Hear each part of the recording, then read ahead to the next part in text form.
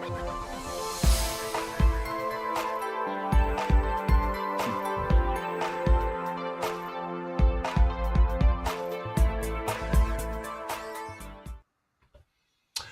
and good morning and welcome to the Flory Model Stroke PM live Saturday show.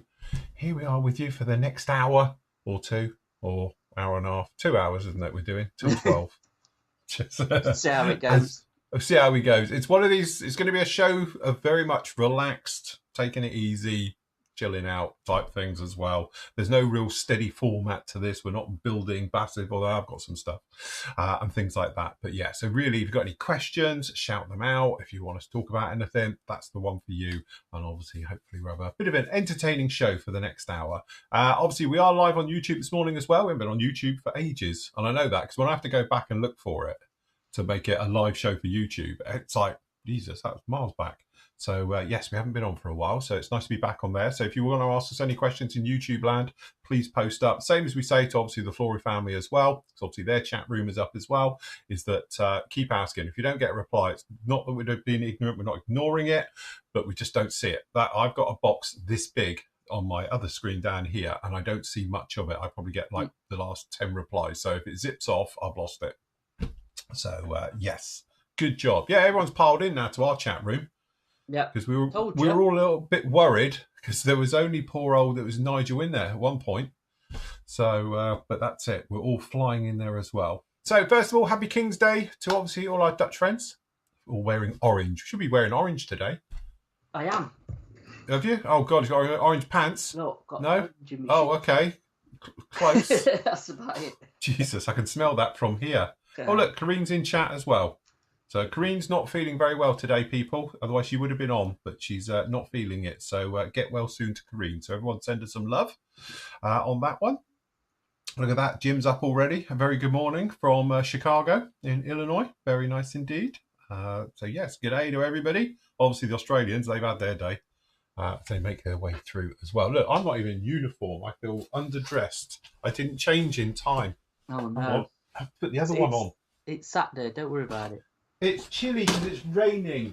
Although next week I'll be in like just me pants because it's going to be sweating, isn't it? Apparently, 20 degrees. 25.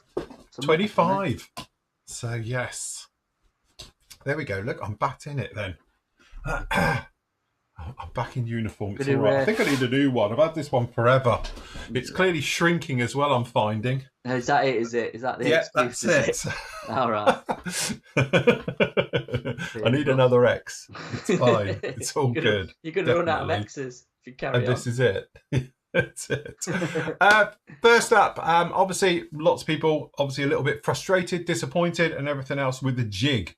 The jig, as in the jig that this thing is on. Look, I can show you without that thing. All right. Again, I have emailed everybody who said what's going on, blah, blah, blah, blah, blah. As I said before, and I said on the shows as well, I only made 40 available and they went within 55 minutes. All right. So the thing is, it's not so much us getting them out and everything. It's just me being swamped because I was on my own yesterday and I actually got them out. And actually, I have 58 orders go out in total yesterday.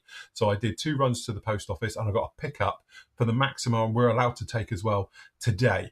All right, so they are going out, they are doing their bit. It just takes us time to catch up with the orders. And obviously I have to do this as well. So it's not like I can just be off doing other stuff because I am live and all the bits and pieces. And Friday's technically quite a busy day for me with all the stuff that's going on.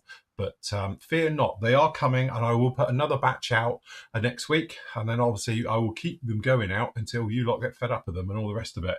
But they are there, they are coming through. It just takes us a little bit of time. But I know I've had loads of emails from people saying, oh, I got an email saying they're in stock. When I got there, it was out of stock. Is the system broken? At one point, you did crash the system because I think it just couldn't cope.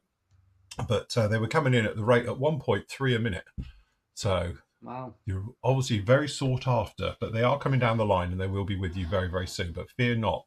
Trust me, as fast as my little printer can print them, we'll be getting them out to you. So yes, good job on that one. So fear not on all of those ones. And plus the fact I just had a huge delivery of Display stuff, which I've got to put on the system and do all of that as well yet, but I haven't got time for any of that. So that'll probably be up next week, not this week coming, the week after. I think I'll get that all up there as well. So Karine has been sending that over, and it's been turning up at the box rate of like one a week. So we're going on from that one. Look at that. Nick says it's cold and rainy in Idaho. God, it's cold and rainy here, to be honest. Not nice. Karine's got beautiful weather over there. So very nice. There you go. Look, thanks, Matt, for the orange. I didn't make the effort. I haven't got anything. Hold on, my orange contribution. Oh, God. That is pushing it. I could say better off of a tin of paint. Yeah, that's it. That's the only orange paint I've got as well, I think. So that's one of the strange colours, actually. I'm looking around here. What is orange in our hobby? Look, the lid, if you want, for lacquer thinners, that's orange for the slow set stuff. But yeah, that's about it when you look at our collection of stuff. Look, I suppose another one you've got is the micro masking set Neo stuff. And is yours done the same as mine? Right? When you unscrew it. Oh, no, I have actually got the end's brush. Gone. My brush has died. Oh, right. They're useless anyway, aren't they? It's like a blooming. Well, they are a bit crap, but yeah. Sweep your path with it's just, I don't know. I just change that and use a cocktail stick, to be honest, or a. Yes, I must admit that's how I do it. I did the nose of this one with it. That said way. And spread it around and stuff. Yeah, just keep pushing it around. I've done it on this with a bit because you've got the outline tape and you have to fill in the middle. Yeah. So that's what I did. Yeah, a bit of cocktail stick, dip it in, and I hope it works this time. Because every time I seem to use a masking fluid, it fails. So I've used the Neo stuff because I was using the micro scale stuff as well because I quite like that, the blue one, but it tends to be a bit thin. It's really, really thin, so you have to put it on in layers and let it dry. Where obviously that stuff's a lot thicker, isn't it? It's a bit kind of Maskol. Umbral Maskol, can you remember that? Yeah, I remember that stuff. The really smelly stuff, yeah. Proper smells, doesn't it? Yeah. It smells of cat pee. It does. Yeah. And again, if you were like me, one day you went to it and you'd found it actually just turned to a solid lump of rubber. Yeah, I've had that though with Neo. Because it's just latex, really, isn't it? Yeah, that's it. It's liquid latex, so it does go off. But yeah, I've had that as well. But it's just one big blob of, not even a blob, a solid blob of rubber.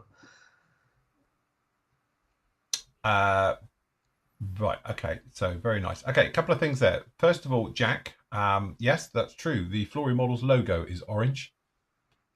Yeah, that is a good point. So that's why I did it. Is that it? All those years ago, thinking ahead. Yeah.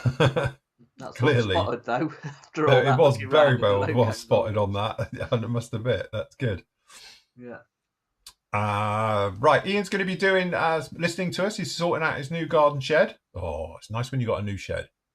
That new smell inside your garden shed when it's freshly erected, and you're like, what before all the bug spiders. Yeah, that's it. Before the crap goes in and does. But unless you're that hollow sound as you walk in your shed that you'll never hear again. But there's something like a brand new shed like that. There's something very nice, especially on a nice warm day, and you can smell the oil and the sap still pouring out the wood. Yeah, that's it.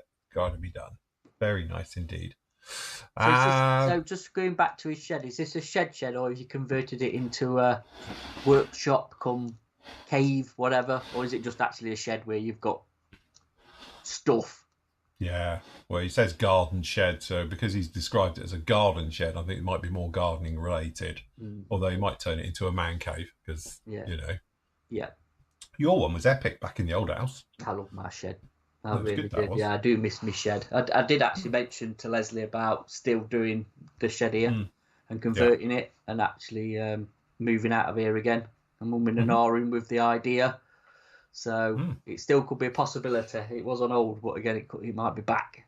But it needs electric. That's what it needs because I can't do anything without the electric. So we'll see. We will see. Yes, I know that one. Chris is just mentioning about a freshly erected shed ready for a new beaver. Oh dear. I've had a hell of a week with that. Don't forget, YouTube land don't know about that, so it's all right. Yeah. My difficulty is doing a review about a beaver. So. Anyway, Phil, the B26 is turning into a real showstopper. I know, I must admit, it's epic. I do like it. It's coming along very, very nicely. I'm really happy with it, actually. It's strange because I'm one of these people who's never satisfied. I'm always thinking, yeah, well, look at my own model. But actually, this one's turned out cracking. And also, it's a lot of happy accidents, shall we say, along the way with it.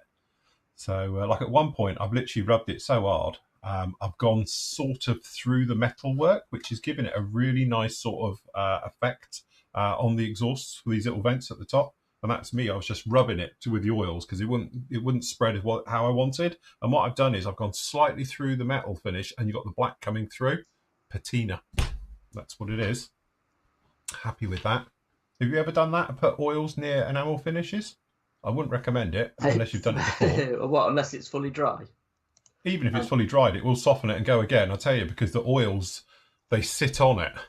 And also, you know what this stuff's like. It will take weeks and months to dry anyway because it's an enamel underneath all of this. But it's one of those ones where it sort of it attaches itself, and then you need a little bit of enamel thinners to get it to release. But obviously, you go too much, you're going to take it off. So it's a bit of a balance. But when it works really, really well. And when it goes wrong, you don't have to panic about it because all I do is literally come back and respray it. So just give it another quick coat and you're good to go. So it'll be absolutely fine. Like you say, with the black base underneath there, you've got kind of way through it, can't you? So you can get around it. To be honest with you, when I've done the Valletta, I aerosoled it with a TS bare metal silver. Yeah. Because when taps I've been lazy, let me grab it. Because I was umming and ahhing about using extra extreme metals or perhaps trying the super metallics or whatever. Yeah. And do you know what? It was a nice day, and I'd masked it up, and I've literally just hit it with a can. Yeah. There is the wings look. So I'm going to put some variation of colours on. I just wanted a base coat, and obviously this stuff dries solid, so I can't actually highly recommend this stuff enough. It's something we are definitely going to stock in the PM is the bare metal silver, which is TS12, is it? Can't remember, but anyway. But yeah, it's a good base coat for... Yeah, or is it TS11? TS11, is that what it is? Yeah. So there you go, look. I'm getting there with it at long last. I've got some work with the wings though. Yeah. Because of the scheme I'm doing, I left the wings off for masking. Yeah. But let me this slide on. Let me just slide one on. You'll see in a minute. If I get it right, hold on. Get it in its slot. So they don't fit perfect. Bear in mind, this is vellum, so yeah, we've got a bit of work to do on the underside. Yeah. I might be shimming it and then. I was going to say plasticard shim that and cut it and do it that way. Minimum. I'm going to shim it and then respray it. But I knew that was going to happen. But obviously, for ease of, like say, painting and masking, I've just left them off and then I'll deal with it after. So, like I say, this stuff's solid anyway to work with when it's fully cured. So, yeah, we're getting there with that. Kareen's just saying the front of that looks like a dolphin's nose. This is in the days of British engineering before we realised aerodynamics are quite important. Yeah, it's a bit slab, isn't it? It's not very sleek, but I don't know. You have to think really about that. Is that I've often thought about it. It's one of those ones where if you look at early British jets, they've got literally like the Meteor, the first one, isn't it? It's literally flat windscreen on it. Yeah. The engines were so weak and feeble at then, you would have thought that somebody would have actually thought, we want to make this as aerodynamic as possible so it hasn't got to do as much work, let alone pushing a brick through air, So straight wings and a flat windscreen with a really weak engine on it. That'll be fine, It didn't take them long to figure it out though, did it? So no, they soon got there. That's it. And bubble canopies and all that sort of stuff. So you got to think. Well, again, it's the other thing. The Germans sorted that one out with 262 with the swept wing design, wouldn't it? Yeah. Soon, we all cottoned onto that one very quickly. Yes, so definitely. Very nice. Ian is just saying good morning from Braintree in Essex. Massachusetts. Sorry, not Essex. Sorry, wrong one. Quick question. I just read that Spencer Pollard mentioned dipping decals in future before applying them. Has anyone tried this? That's an old school technique, isn't it? This is because Spencer's so old. This is it. I can wind him up because I know him. Only love, mate. You're all good. But it's because he's so old. He knows all the really oldie worldy tricks, So that's it. I've never heard of that one, but if Spencer does it, I'm sure it probably works. But again, that slight variation, the version I do know, which people used to always put down a coat of wet Future before putting your decal on, wasn't it? Mm. And that was to make sure you had an air seal. There was no air because it was wet, and then you would push it out. So the reason for doing that was that, one, it gave you a stickiness, so it would hold your decal in place, and also there was no air could be in there because you had it. So literally, you just put some, a good brush forward, it's all wet, and then slab your decal onto it, and then burr it down and all the rest of it, and away you went. So I could say we had this conversation on Thursday night's members show, didn't we, about how new decals don't seem to have any adhesive. Yes. Compared to the older decals. It's pretty true, to be honest. I mean, obviously they were a lot thicker back in the day, so they could do them a lot thinner now with screen printing and all the fancy stuff they do it with. But again, the lack of adhesion does worry at times, doesn't it? Because we were having the new Edward decal conversation as well. Yeah. Which we won't bring up again because Actually, can I just mention one small thing? I will just mention one little thing. After we had this said conversation last night, I happened to be looking on Facebook. God knows why. Anyway, quite an interesting bit popped up, and I did have to chuckle because it was exactly like we were saying on Thursday night. And that is that some guy put up and said, "What is it with Edard's decals?" This is on Edard's page. You can probably still go off and find it. All right, and I think he had like the iron cross underneath a wing, and it had done the usual. It had torn the corners and done it and all the rest of it. And it is exactly how I said it on Thursday night. How you've got that hardcore lot. I've never had a decal do it in my life, and yet everybody else is in there saying, "Why the frickin' hell do they persevere using these bloody decals and don't they go back to using Cartograph?" And most people on there were saying about they don't back the peeling off. And then came the wave of comments about they've never told you to peel it off. It was always that thing about you could do it, but it was because YouTubers and people online started doing it, and that caused the phenomenon that Edard had never told anyone to take it off. But then it was just that thing. It went exactly how I'd said it. You have this couple of people saying, "Yeah, no, they're crap," and they keep peeling, and they never work as advertised, and all the rest of it. And then lo and behold, that hardcore people, either the best decals I've ever used, I've never had one destroy me yet, and it's just user error and all the rest of it. Then after that, you get the ones that come through that say, "No, it's Edard have never told anyone to do it. It's just YouTubers and the like getting involved with it and saying that you need to do this, that, and the other with it." And so it did make me somewhat chortle. I was almost poised. I was almost gone back those years when I used to troll, and I was going to jump in and I was going to say, but I thought, no, I won't do it. I can't do it anymore. I don't do that. But yeah, it did make me laugh. Right, we've got a thing. So Tim's put in, what's the deal with using spray cans? Is the paint better than LP paint somehow? I hear people decanting them and airbrushing them. Why? Right. Let's go back in time to when we could just get X11, was it? What was the colour? What was the bloody silver from before LPs was even out? Yeah. So we were on XF, weren't we? Was it XF11? The silver, XF, which is awful. It was like let's be honest. The Tamiya silvers back in the day, as in the I'll call acrylic, whatever you want to call them, were crap. Yes. They were awful. So they obviously had their range of cans. Yeah, and this was probably one of the go-tos for spraying a decent silver out of Tamiya, basically, weren't it? I never know what they're, because we couldn't get enamels over here. They're X11, yeah, that was it. They're enamel, so I don't know what their enamel silver sprays like. I've got no idea if that's as grainy as the normal one. But then the LPs have came out, and that's changed because they're using a lacquer base, and lacquer base silvers are far superior than any acrylic silvers ever.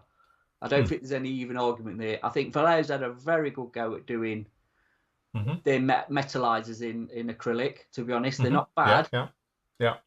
But they're still not a patch on lacquer base ones. So I think it's just an alternative. And to be honest with you, I'm just lazy when it comes to spraying. If I can get around it and get it done as quick as just to get a base coat down, I will. Whatever. If it's a spray can, it's a spray can or whatever.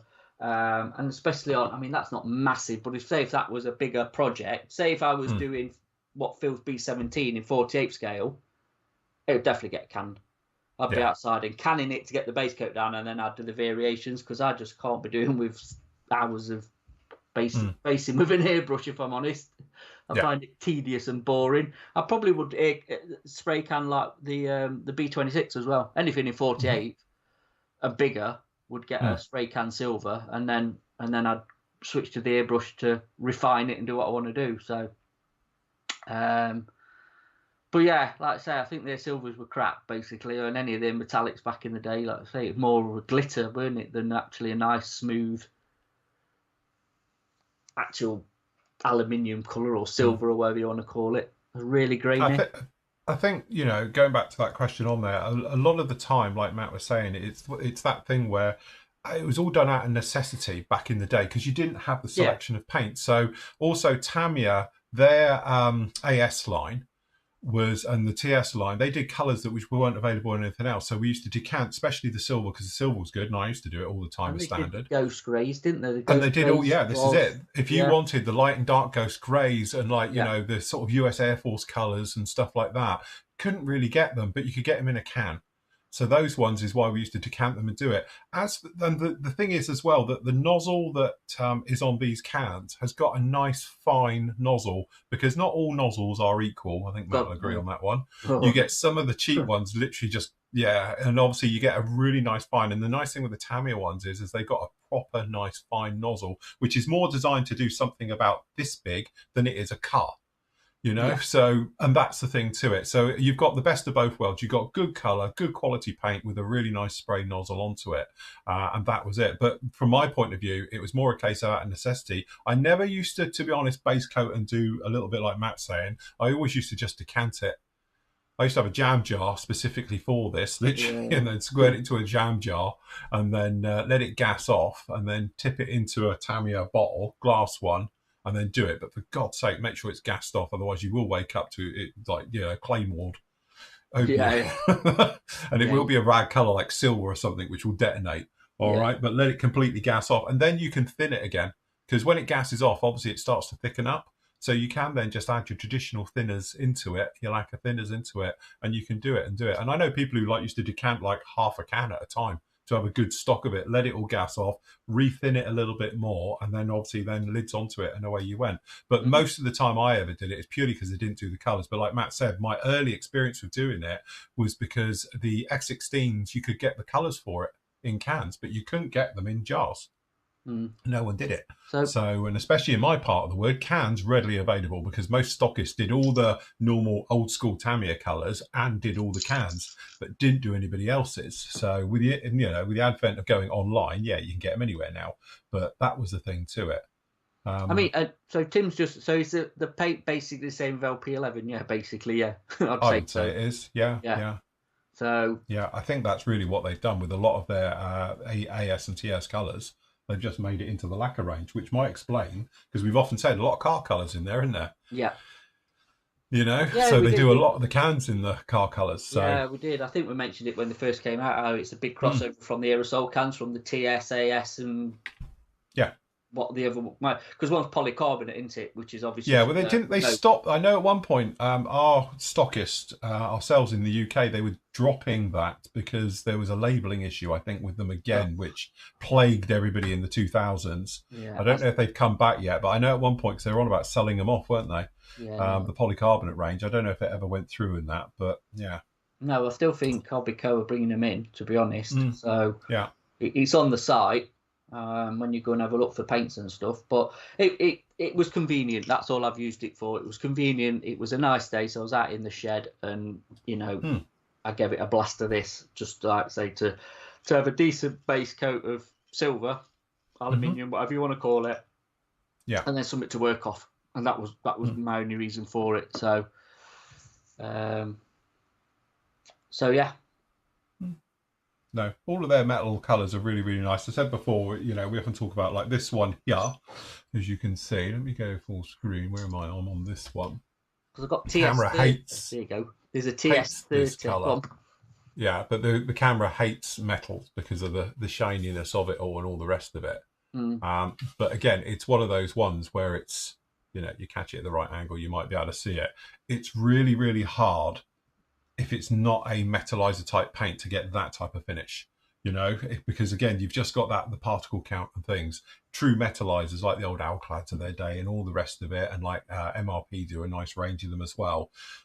But they're still a little bit finicky to use. And these ones, although they still claim that it's an enamel, a lacquer, it's not. It's an enamel. These are definitely still an enamel, because Matt sent me brand new bottles for this, because I've got the original ones, and some of the ones are the dodgy ones as well from the first batch. But Matt actually sent me for this particular bill brand new bottles, and I can tell because these have got the rounded tops to them, so it's the newer type. But these are allegedly on the labelling, it says they're lacquers, but they're not lacquer. They're definitely an enamel, because it was just, they work, act, and everything. And this thing I did with the staining on the top and all the rest of it to sort of burr it down, you only get that with enamel. You're not going to get that with a lacquer. The other thing is the drying time as well. Lacquers, you've got to give that a good few days to properly harden off. I would say a good few weeks, to be honest with you, because this thing had a few coats on this one. And again, it's one of those ones where even when I was working on this yesterday, I was holding it and I've still got that little tack. I can still feel it's got a bit of a tack. And they think this was sprayed like 3 weeks ago now.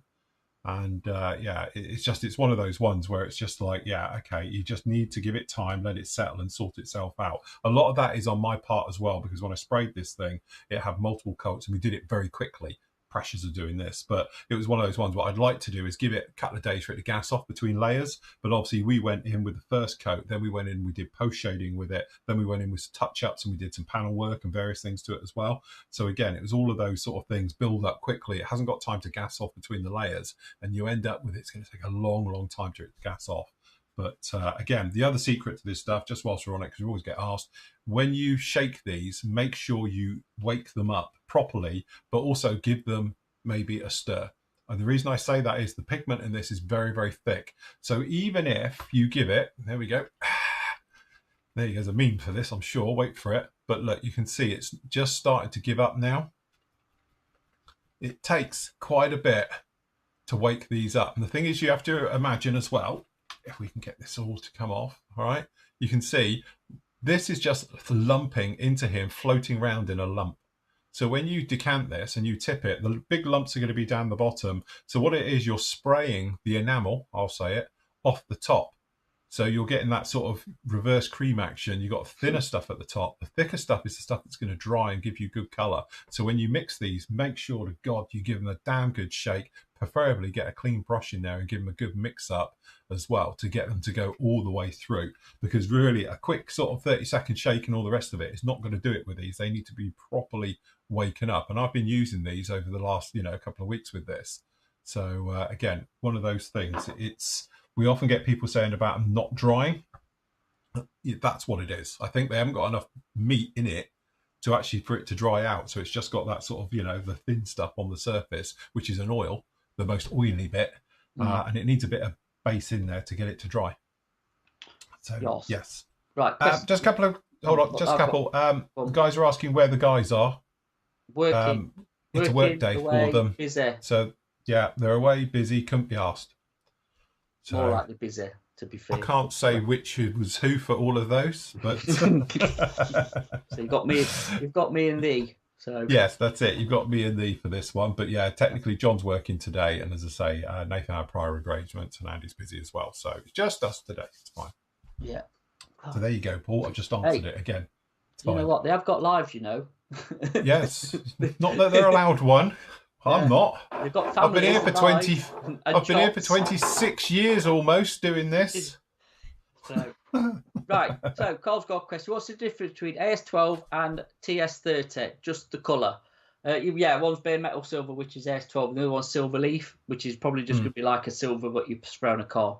That sort of silver, to be honest. I mean, this is an old can, to be honest. This is about empty, so you can tell by the label, and this is the newer can, I think. Yeah. I don't know. I'm not really loaded because that's got a plane on it. So yes. The S range is whatever. Actually, I don't know. No, I've said that. That could be a new can. We don't really stock them. But anyway, it'll just be different grades of silver. Like I say, the bare metal silver, if you're doing aircraft, is perfect. It's really smooth, really fine grain. If you're going to be lazy and do it that way, like I say, probably LP11 is its equivalent if you're going to put it through the airbrush.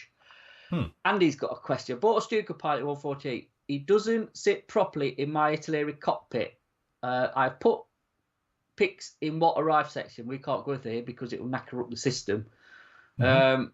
Is he for the Italeri kit or is he for somebody else's? Because if he's a resin figure, which I figure he is, you're probably going to have to modify him. They very rarely drop in. Is it something Sometimes like what you need to do quick is boost either or chop his legs thin off? their hips, flatten their bum, chop them off at the knees. Yeah, basically, yeah. Not necessarily in that order as you want to go, Yeah. but yeah, Probably- that's what I end up normally doing. I probably won't resort to removing his head, but yes, I agree Yeah, with that. yeah, I'd leave his arms and head on, but the rest of him can go. Yeah. Again, you are going to have to alter him to fit your cockpit. Hmm. So it could, like I say, it could be designed for somebody else's, to be honest. Yeah. Yes.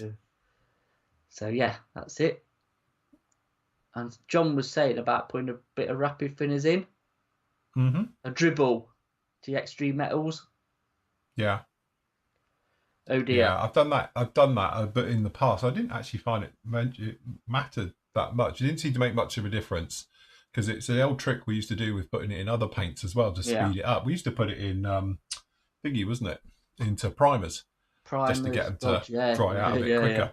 But I must admit, I did try it years ago. I didn't actually see a great deal of difference with it, but perhaps I didn't put enough in. But I didn't want to over thin it because it's really thin stuff anyway. So this figure, I'm intrigued now. Is it a quick boost figure or somebody else's? Because again, the variation in scale. They say it's 48 scale. Hmm. Is it actually 48 scale, or is he a little bit bigger? If you know what I mean, which means only not fit. Or again, the design of the Italeri. You might remember we did. Yeah, you might remember we did the F4 Phantom years ago. And I used it was a Hasegawa set into an Academy.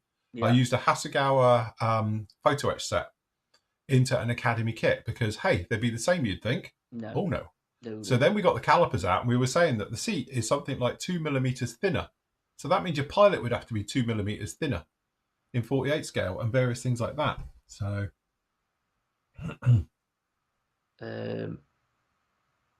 yeah, it's...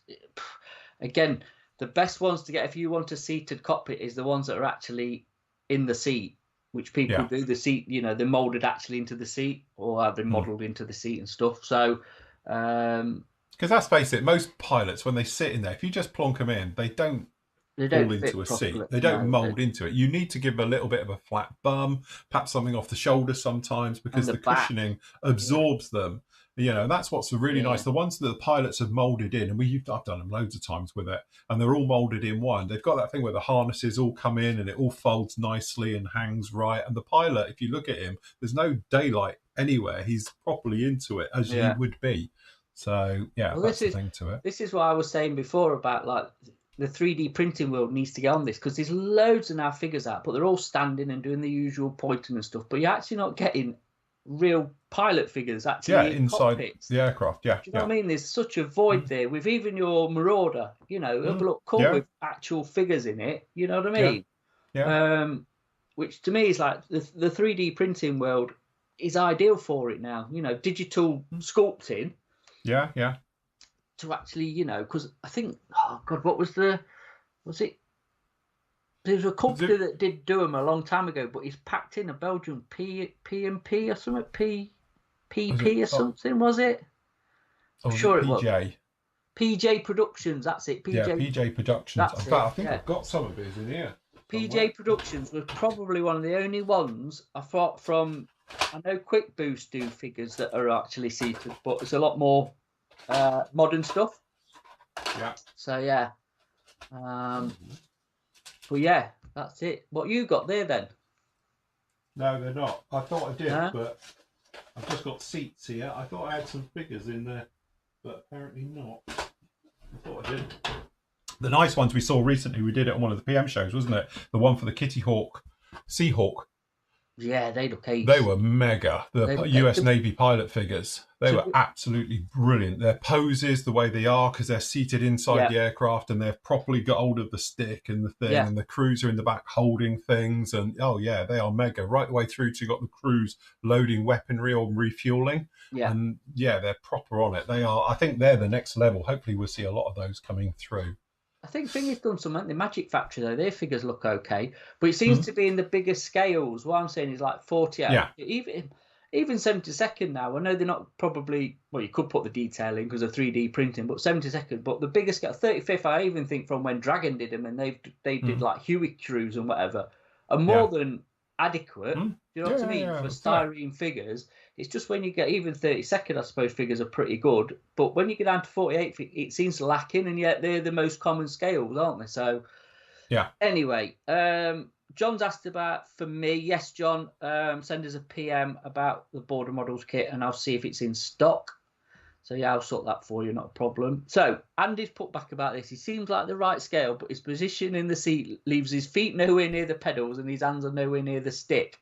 He's a 3D printed from a German company. Like I say, is he meant for your Stuka though, or is he just a generic? Also, don't forget. Do you remember famously whose Black Widow was it? We worked out you'd have to have 9-foot legs to reach the pedals.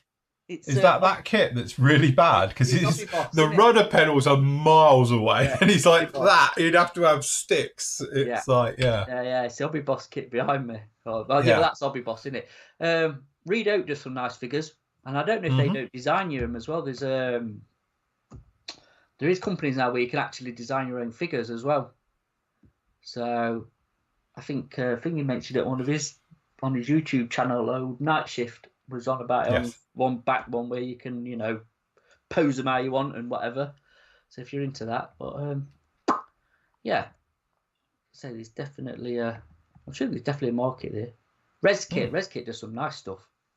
Yes. The problem is with ResKit is they bring like 1,000 items out a week. It's just so much of it, isn't there? It's loads. But yeah, they do some good stuff. Okay, so Phil, have you got any plans to build the Jaguar? To be honest, I'm probably not going to build this one.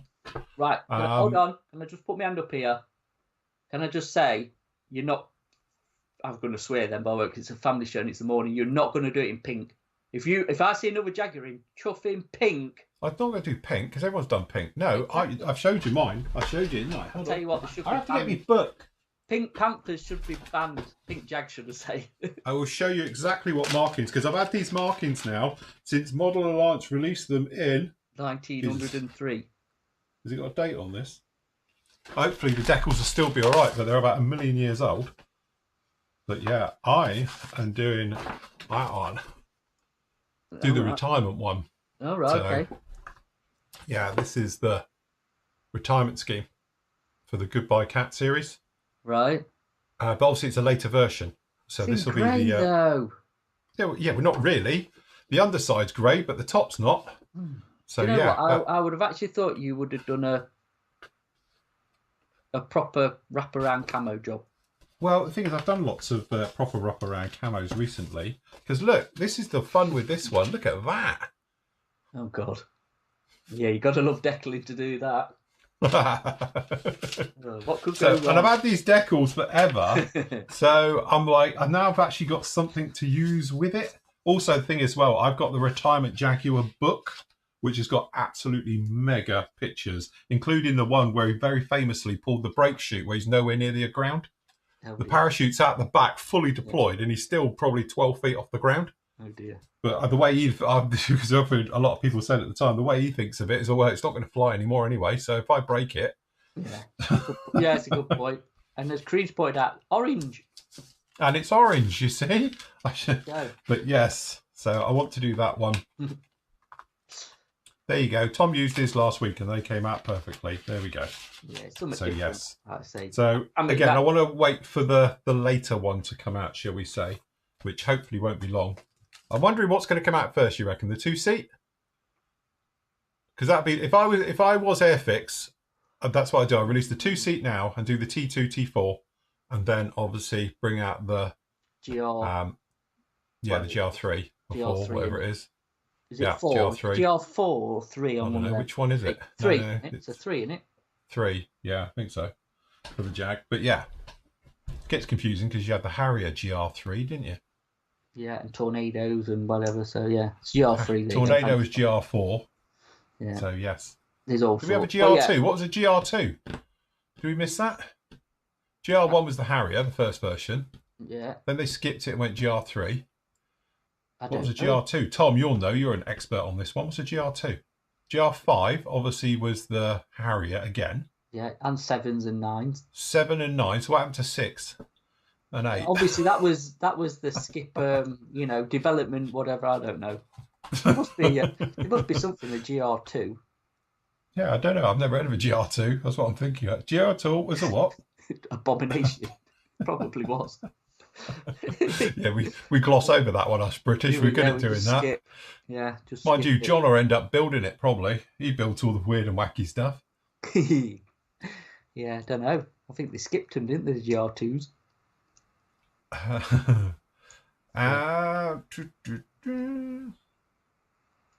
There you go. Jack says he bought 20 odd Tamiya rattle cans that have been for 10p a pop. There you go. When BT's was closing down. Bargain. Just make sure they still work, because they do tend to degas, don't they? They can do over time, yeah. I remember my dad actually, he was like, typical father. He had an old wardrobe full up with cans in, from various car projects. My dad was always a tinkerer of cars. And I remember going in there once and it's a new can. I shook it for ages and I went like that and just nothing. Just nothing. There wasn't even anything came out of it. So I thought it was a block nozzle. So I put another one on. It's like, there's nothing. And it was, because he told me, he says, oh, it's really old. Probably just gassed off. Seal's gone. Yeah. No, okay. Phil, what did you use on the B26? Well, watch the video. Full videos up there. We're up to part 11. But in short, I used Extreme Metals, and just for we went off with dark aluminium because I like it. Because as I say, you can't really see it down in here. Hopefully, you might be able to get a bit of a glimpse of it down here. Oh, very shiny. So we went in with dark aluminium to start with. That's my base coat. The reason I do that is that I find all the extreme metal colours are way too bright. And I wanted this to be old and worn and look like it'd been through a battle. Then we went over it with aluminium.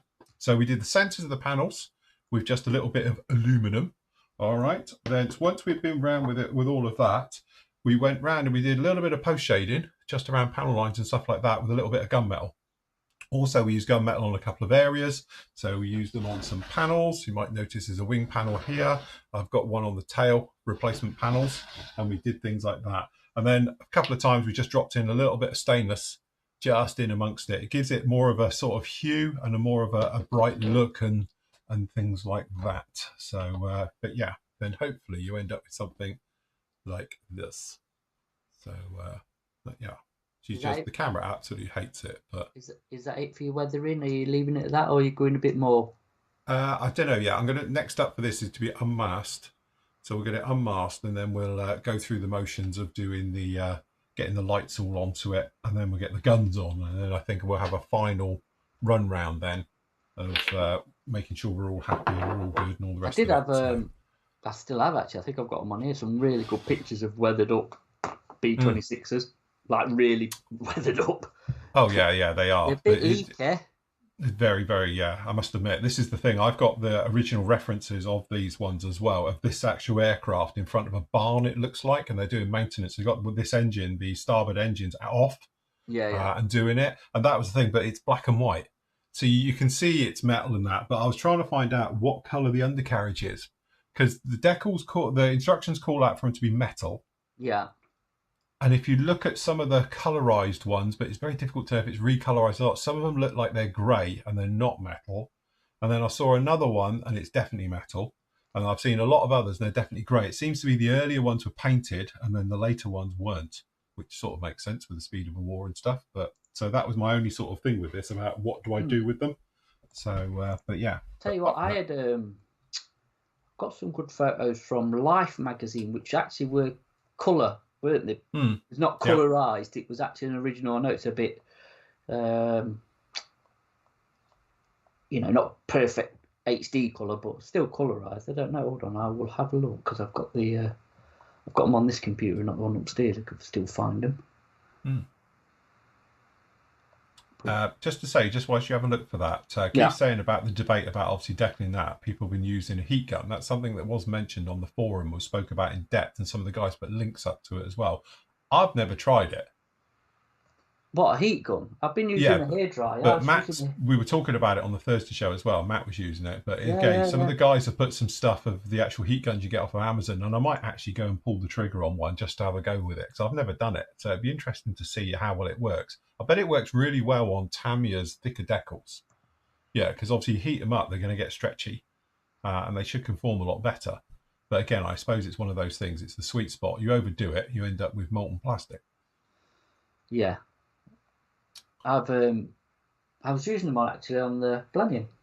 Not that they're over thick decals, but I was just giving them a blast with heat just to, and it don't half suck them in. It does do a good job. But I did, we're on about decals conforming round curves and all that. Yeah, yeah. I came across this last night when I was decaling up the Sea King. Right. For that bit. Mm-hmm. And yeah, you're right. They are not made properly. I was having the scissors and the blades out to cut it to get it to lay down properly. It's not perfect, but it will do. But yeah, I'm not saying decal because obviously this is a conversation that you're going to get half a story if you're not a member. But we were basically discussing about some of the decal companies being lazy and not, when they design them, they take it like this and it's a two-dimensional image. And that's what they give you the decal for. But if you're trying to put it around the nose, and we were talking about noses of like P47s and Thunderbolts, things like that, where it's really rounded. But obviously it's not contoured for it properly. And some of them, they put darts in where you can fold them and the rest of it. But it's not an exact science, And they were saying that it's definitely, like Matt's got there, that some of them just don't go full stop. They're not there at all. Whereas others take the time to actually put the darts in so you can cut the actual carrier film if it's needed to, or perhaps doesn't have it, and it will wrap across. But it's still not an exact science. And that's when sometimes painting them is probably your better option, Can I just share screen a minute? Yeah, go on.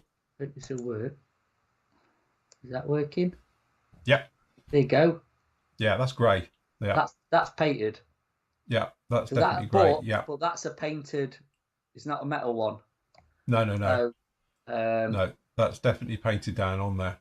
But yeah, and again, that's what I mean. It's a little bit of a nightmare with these because, as I said, I've seen lots of them look like they're grey. It looks like the older ones are grey, and the more newer ones they would just seem to be metal down on there and all the rest of it. Yeah. So we shop steering, but yeah. So that done it. So yours. The Mississippi Mudcat. Hey. That's what it was, wasn't it? Mississippi Mudcat? Oh, yeah, it was, yeah. Yeah, no, you said that. Oh, I've got a line of them here. And they're all olive drab. I don't think I've got any silk. Because I was doing an olive drab one. I don't have to do my old Airfix one. Because I've got a really good picture of Flatbait, to be honest. Original. God, yeah, that is battered. It always looks over chipped and really overdone when everybody does it. But actually, if you look at the real aircraft, it really was battered. I think it's a real fine line between not overdoing it, if that makes sense. I must admit, I was watching the documentary that's up on YouTube about the Marauder, and they were talking about the damage that they have. And you see B-17s coming back with like no front ends and stuff. You should see some of the Marauders coming back. Yeah. Like, Jesus Christ, how the hell that thing keeps flying, and comes back with the damage they had on them. Like, they had entire, half a wing ripped off when they came back with no engine and literally made it in. No tail at all. And they still got them back and all the rest of it. So, yeah, incredible amount of damage they used to be able to take. And the crews they were saying, so obviously in those days, this is like a 1980s program, Battle Stations it is, if you're looking for it. Yeah. And they're obviously the pilots were still alive then and crew. And they were saying to him, one of the nice things with it was it could take a hell of a lot of damage. And it would just keep going and keep going. He said, where other aircraft, you talk to other crews and they critical hit points. You get shot there, then you get out, simple as that. But the Marauder didn't really have one. So it was very much redundant. It could keep going with half a wing, one engine. It would just keep going. They talked to one crew and he did an entire mission with one engine missing. He literally the engine was blown off and he flew all the way there and back on one engine at full power, no problem at all, So testament to it. Yeah, no, good. I do like the Marauder. Here you go, Phil, for hold on. For weathering ideas, lot. I'm not changing it now. No, there you go. Yes. There you go. So Look at that's that. definitely one. To be honest with you, that's one of the photos I was sort of using for a bit of a reference. Yeah, You know, because obviously it's quite similar. Because there's not many. There is a few pictures, but you notice on the outer wing, it's got that panel on its starboard wing. yeah. That's what I was going for on mine. I didn't do all of it. I did the Oh, that. Yeah, yeah. insert bit, but that's where I took my inspiration from that one of doing it on mine. Because I Right. saw that photo and I thought, oh, that's quite cool, but I don't want to do it right up to the leading edge, but we'll run it for the center panel as if it's had a, not being funny, flax punch straight through it. Yeah, yeah. It's just been patched up, but yeah. Yeah. Like I say, there is some really good reference pictures in Marauders if you look around. So. Yes. Anyway. I can't remember how many they said now, but they did say how many were actually built, and it was the most prolific light bomb or medium bomber World War II as well. And again, completely overlooked, isn't it? Yeah. From the B-25s and again, and it holds all these different records. It holds the record for the most accurate bomber of World War II. It's the most, although you wouldn't think of it because it was known as the Widowmaker, but by the end of the war, it safest. Brought more of its crew back alive than any other bomber as well. It had the most successful bomber of all its things, of being a medium precision bomber is what it was known as. So, and famously, you know that, what's it called? The big one in Italy, the big castle on the hill that they flattened. Oh, Casino, the monastery. Yeah, Casino, yeah. The monastery, yeah. Well, famously, the B-17s went in and everything else, and they literally had everything try and flatten it, but it's the Marauders that hit it. Yeah, they flattened everything else, but actually... Yeah, they flattened everything around it. But apparently the Marauders were accurate onto it with all of the runs, so... Do you know something? That's something in modern warfare you won't do now, is it? No. That's equivalent to flattening the Vatican. You'd think logically, right, we'll just go in and we'll just flatten it, because it's that sort of artillery mentality, I suppose, from way back when, but we could do it from the air. But actually, all you're doing is just creating more hassle for people who's got to go in after, isn't it? Yeah, that's it. Well, you say it's easier to defend when it's rubble. Isn't it? Yeah. Or, so it can't be nice when it's happening to you, but obviously if you can go underground somewhere, but yeah. And it's a historical monastery that they flattened as well. Completely annihilated it, yeah. But there you go. It's one of them. Mind you, it's a bit like they did say that a lot of, obviously, the bombers of World War II, obviously certain churches, I'm not going to say which ones because I'll get in trouble, but they were off target. They were not allowed to be targeted. But I know for a fact, talking to various World War II pilots back in the day, all of them used to have sweepstakes to see who could hit them. But nobody did because they missed them, clearly, because we weren't that accurate. But it was always that thing. They were always told it's off target limits. You're not allowed to drop within X amount of distance from it. From all these big cathedrals and things in the cities. But they're usually a nice little aiming point. Yeah. Anyway, Alistair says, question, do you guys know if the Sword 72nd Harrier T1012 is a new mould or a re-release? It's their own kit's a re-release of their kit. Because Sword, as in like Vallum and stuff, are limited run to a point. I think they have to keep repairing the moulds, basically, so they can do another run of them. So... Yeah, but yeah, it's not. I don't think it's an easy kit to put together. But again, it's a 2-seat Harrier in 72nd, so which is so surprised Airfix have never done one. Yeah, because they've done every other Harrier, haven't they? Yeah. And to be honest, their 72nd Harriers are really, really nice. I'm waiting for them to actually upscale to 48 scale Harriers. I'm surprised they've not started. I know you can say, well, Kinetic have got theirs and whatever, but I don't know. It's a Harrier and it's quite an iconic aircraft, isn't it? So it's something Airfix I would have thought might look at in the future. Because their old ones are terrible, aren't they? Let's be honest. They're 48 GR3 and FF. Yeah. Is it an FSR1? Is it? Yeah. Yeah. They're not great. Yeah. So Kinetic, you got the FRS1, which I've got here. I've got the GR3, and obviously I've got the FA2, and obviously they did the 2-seaters. And they did the 2-seat, didn't they? And an AV. Yeah. AV, whatever it is, the early one in it. So yeah, the AV8 A, isn't it? Yeah. So, but again, I quite like their kits. They're all right. I've built them. You're looking at the later ones as well, though, the 7s and the 9s. That's Sasagawa, isn't it? Because we've got the 9 up for sale on the site at the minute, which is Zombie 2000 release of it. But I mean, Airfix have done it in 72nd, so don't know. We'll see. Could be the surprise release. I doubt it. I doubt it. Can't wait for their Wessex though. Their Yes, little that'll be a Wessex. nice one. That is, yeah, really looking forward to that. Mm-hmm. So. Very nice. What do you think? If they did just, the guys talked about it now as well about the Sea Harrier. If they did the Sea Harrier, that means they would have done it 72nd, 48, and 24. Yeah. Still one of my favourite ones. My Sea Harrier, it sits over my shoulder just there, gathering dust. Is that not? God knows where it's going to go on a move. I was about to say, is that not going to face the cull? Yeah, do you know what? I have no idea where it's going to go. It's too big to go in a cupboard, into a cabinet, and it doesn't hang on a wall particularly well.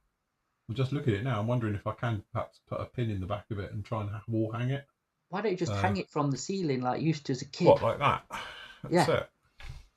Stick it in a corner of the of the new shop and get the dust off of it. But the thing is, it is just a little bit too big. The funny thing is, I love working on stuff this big because it is really fun and all the rest of it. But what the chuffing hell do you do with it when it's built? I've got that with my 190, to be honest. It just sits on top of a load of books now in the conservatory because there's literally nowhere to put it. No, and that's even worse because that thing's really dodgy because of its gear. It's a bit spindly, yeah, it is. At least this thing's quite stumpy and chumpy and, it's not so bad and all the rest of it. But yeah, that thing, it's like, Jesus. Yeah. So, yeah, I'm wondering if I can hang it on the wall. Perhaps we hang it that way. Have it as a wall hanger. It could go like that, I suppose. So, to think of a way of hanging that on there somehow. I was going to say, you've got to decide what you're going to do with everything else. Never mind just that thing. Yeah, there's me worried about one plane, but I'm going to do with all of this. Yeah. It's like, Jesus. So, like Tam's the same. We've got all those empty tubs, the big tubs, because obviously you don't do the sounds anymore. So we've got the tubs for that. So we could stick them all in there. But that's the trouble, because like that one that's got over there has got a F-15, the 32nd Tamiya one, and a 48 scale Phantom. That's all that fits in it. So you don't get many in them. That's the thing. Collect. You ought to see up in my loft. To be honest, I've got boxes and boxes of kits that are made and just don't know what to do with them. To be honest, they're going to have to. Something's going to have to give because you can't keep building and then storing them. Does that make sense? So it's a problem, isn't it? Really. Well, it is. It's what you do with your kids, your plastic kids. Yeah. Giving them away. Take them to the dumpster. Yeah, that's it. Take them to the recycling centre. Recycling centre, there you go. Like I say, if you recycle them. Donate it to museums or something else. I'm happy to donate mine because, like I say, once they're done, they're done. I'm not overly attached to many of them. You know what I mean? But I've got nowhere else to put them. You need to open your museum, Phil. Yeah, like this. I have that big inspiration. When I used to work for my client, when I was doing the commission days, and he had a museum, it looked so good. Yeah. In my head, I'm thinking could do something similar. Wouldn't have to be on his scale because clearly he's got more money than sense. But if you just did the ones and you had your friends come together, you could have a museum and have it down all in there. Something that's dust-free environment and all the rest of it. So, but would people want to come and look at a load of plastic porn, as we call it? That's it, isn't it? Exactly. That is exactly that. I mean, AK's got their museum, haven't they? I don't know if people actually go and look at it. Yeah, but they got a shop there as well. It's off the back of the shop, isn't it? Yeah, but I mean, it's I take it's in their, like say, offices and stuff. But I don't know. Yeah, because you see the ones that are in museums, don't you? And not to be critical of the ones in museums, some of them need updating. Is that a kind way of putting it? Replacing. Yeah, definitely. But anyway, there you go. Are we doing a shop tour while we've got people's attention? We can do. We can have a quick look round. Commercial break, everyone. Right. Okay. So don't go and make a cup of tea. That's it. Okay. So various things going on at the moment over on the Flory store. As I say, it's still waiting for clay to come in, so we're a little bit sparse on the washes at the moment, but hopefully they'll be in soon. This is going to be your last chance for pigments. These are the last of the pigments. These are the giant jars, and they are just at $271 plus the VAT. So if you want any of those, because when whatever happens to these, they're just going to get dumped, I reckon, at this rate.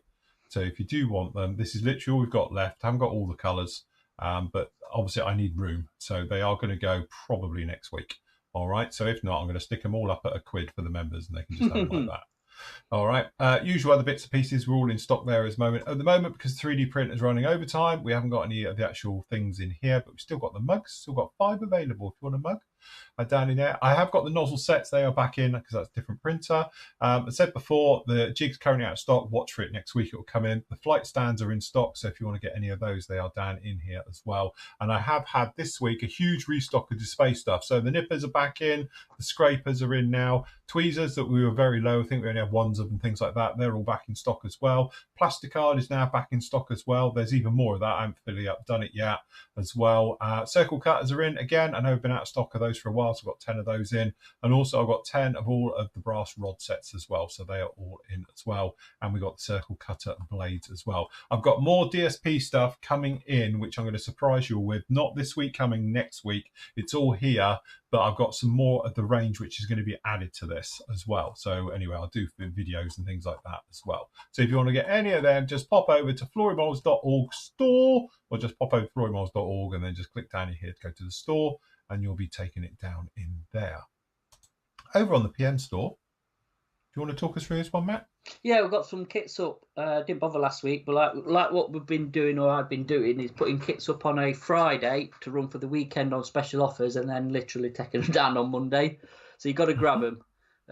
Some of them obviously are limited stock, some we've got more than others, but again, trying to do them at really, really competitive price. I mean, a 30-second Tornado for £35 is properly cheap. Obviously, the Horton, as you can see, which is the new Taken one. There's a dual combo there, so there's 2-hand figure. Yeah. Which again should be 110. We've got it for 85, and then we've got some Edward and Airfix Jags, and bit of ICM left. And then if you go down the bottom, there's a Harrier. Tomcat, another cheap Tomcat. Nice. So yeah, there's loads of stuff in there if you want to grab some stuff. We've got some Tamiya as well, look, some big Tamiya stuff. Which are nice prices on those, well, especially for the Phantom. Yeah. Again, that's a lovely kit, classic old kit. Still today is absolutely beautiful. So if you want to get one of those as well. And the nice thing with the Aggressor, the CN version here, you can do the different versions of pretty much any F-16 out of that box. Yeah.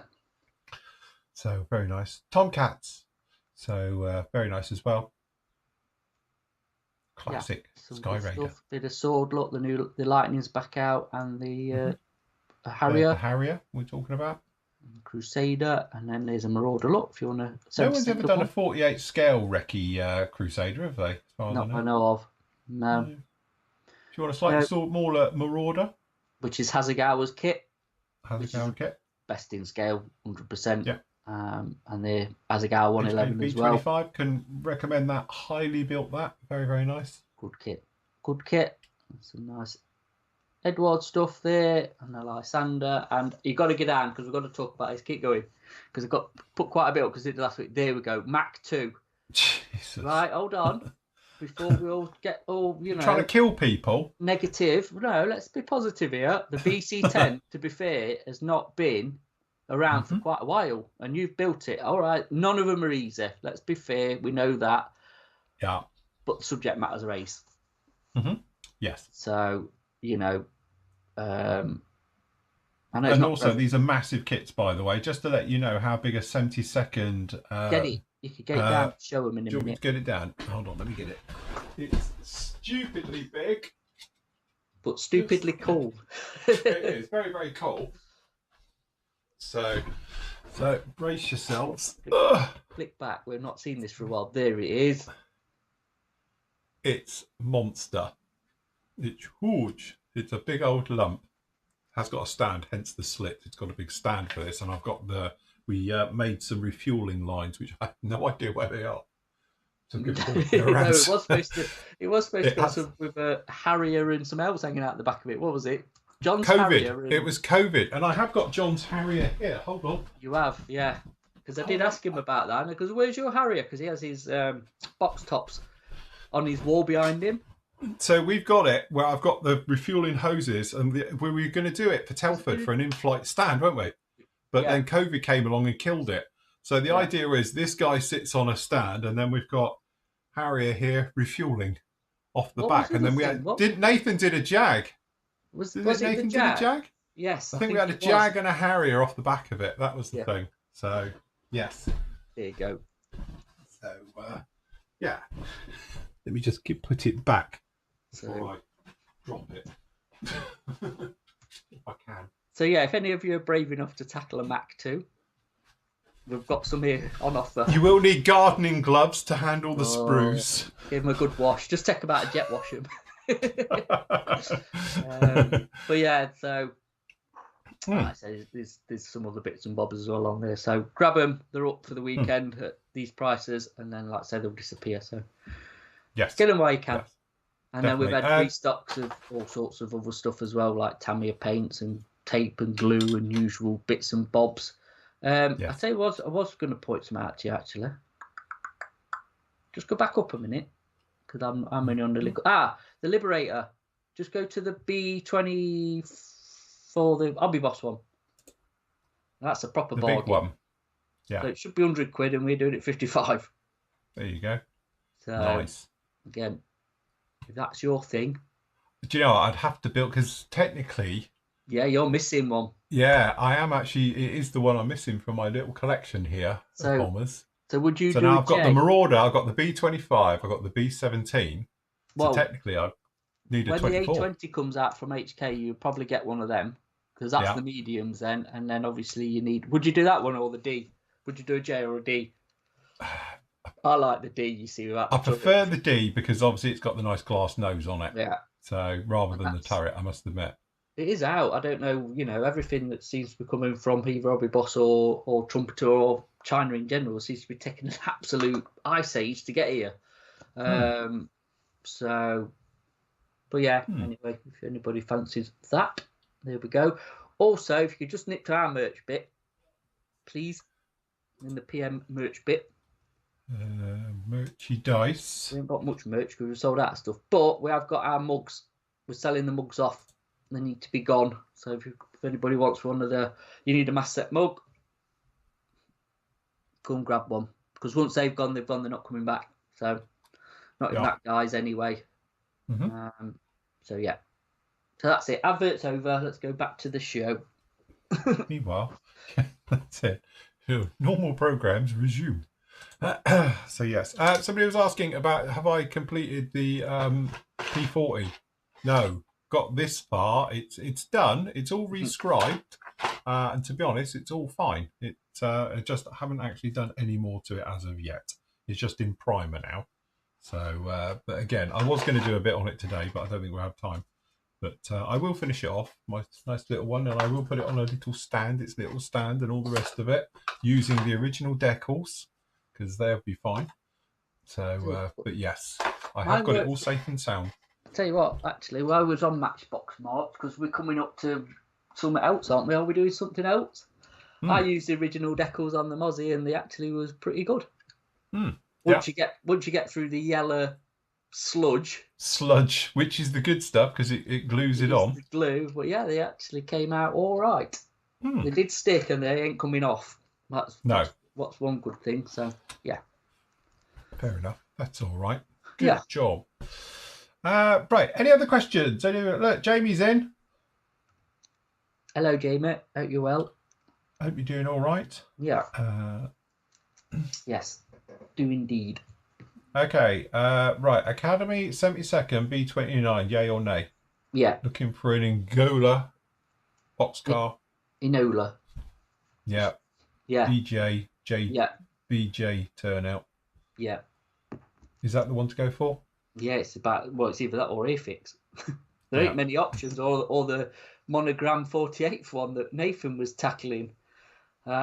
Very, I would say, overlooked aircraft in modelling world. It's especially 72nd. Again, it's that thing. It is a big lump, isn't it? Yeah. It is. There you go. Jamie says I need to do an F3 with the Vic. That's what I need. I don't know what I've done with the baskets for it. They'll be somewhere safe. Yeah. You'll find them. Top. I will find them. When I have my clear out and move, I'll find them. Yeah, so... and other stuff you forgot that you had. Yes, when I'm off to my broom cupboard. Yeah, that is it. Is that what you're going to say? You're in the you can't I'm say going to that. call it. You can't say the broom cupboard. No. Well, Is it not Schofield used to be in the broom cupboard, Oh didn't yeah, I better not. Well, he? Gordon Better will not go say for that. Is he putting a claim? That's a good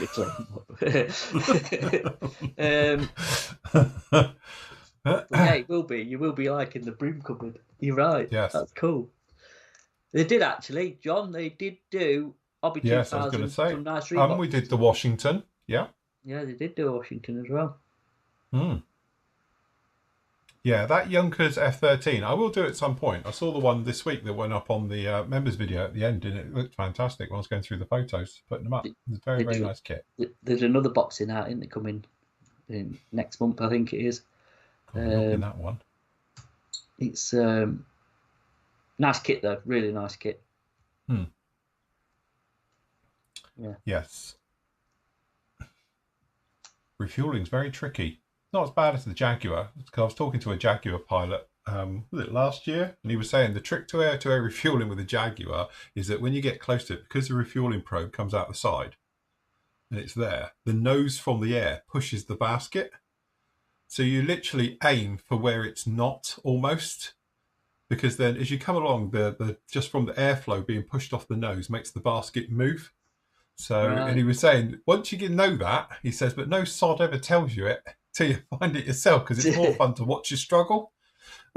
And then they say to you, you want to point it just off of that, and it makes it a lot easier. But as you go for it, you're like, yeah, this is perfect, this is perfect. And as the nose from the air pushes it slightly, the refueling basket just shifts as you sail past it, and it just does that. He says, but once you know it, you sort of plug into it and you hit that sweet spot, you're okay with it. But yeah.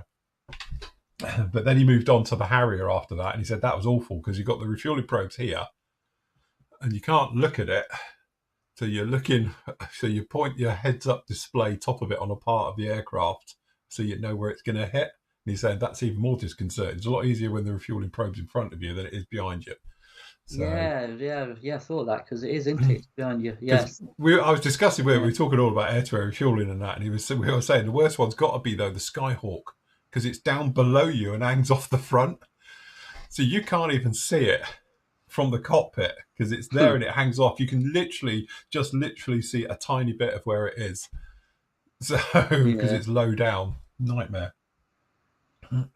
So Tom's boy has the old Airfix B29 kit in the stash. Which boxer? You got like an original one, because that did have really cool box art on it.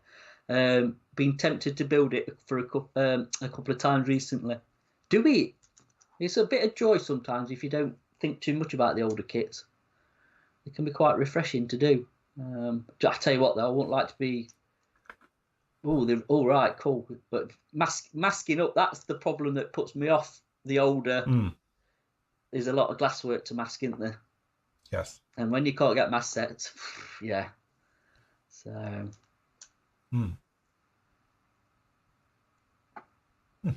Right. Okay. Where are we?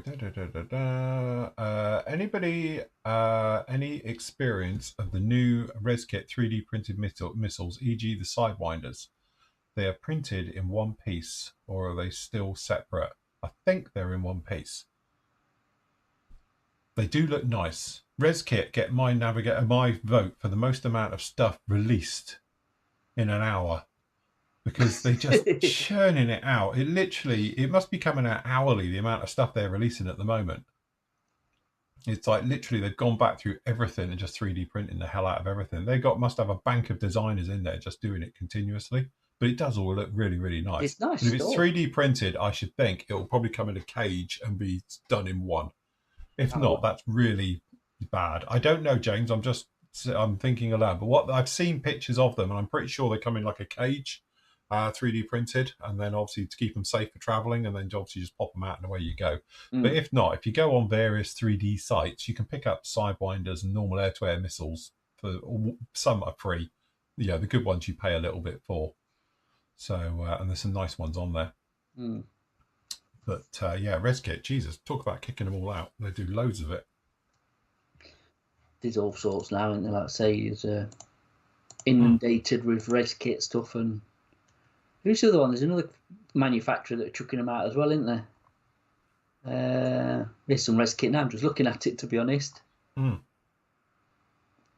I can't remember. I'll have a look if I can find it. But yeah.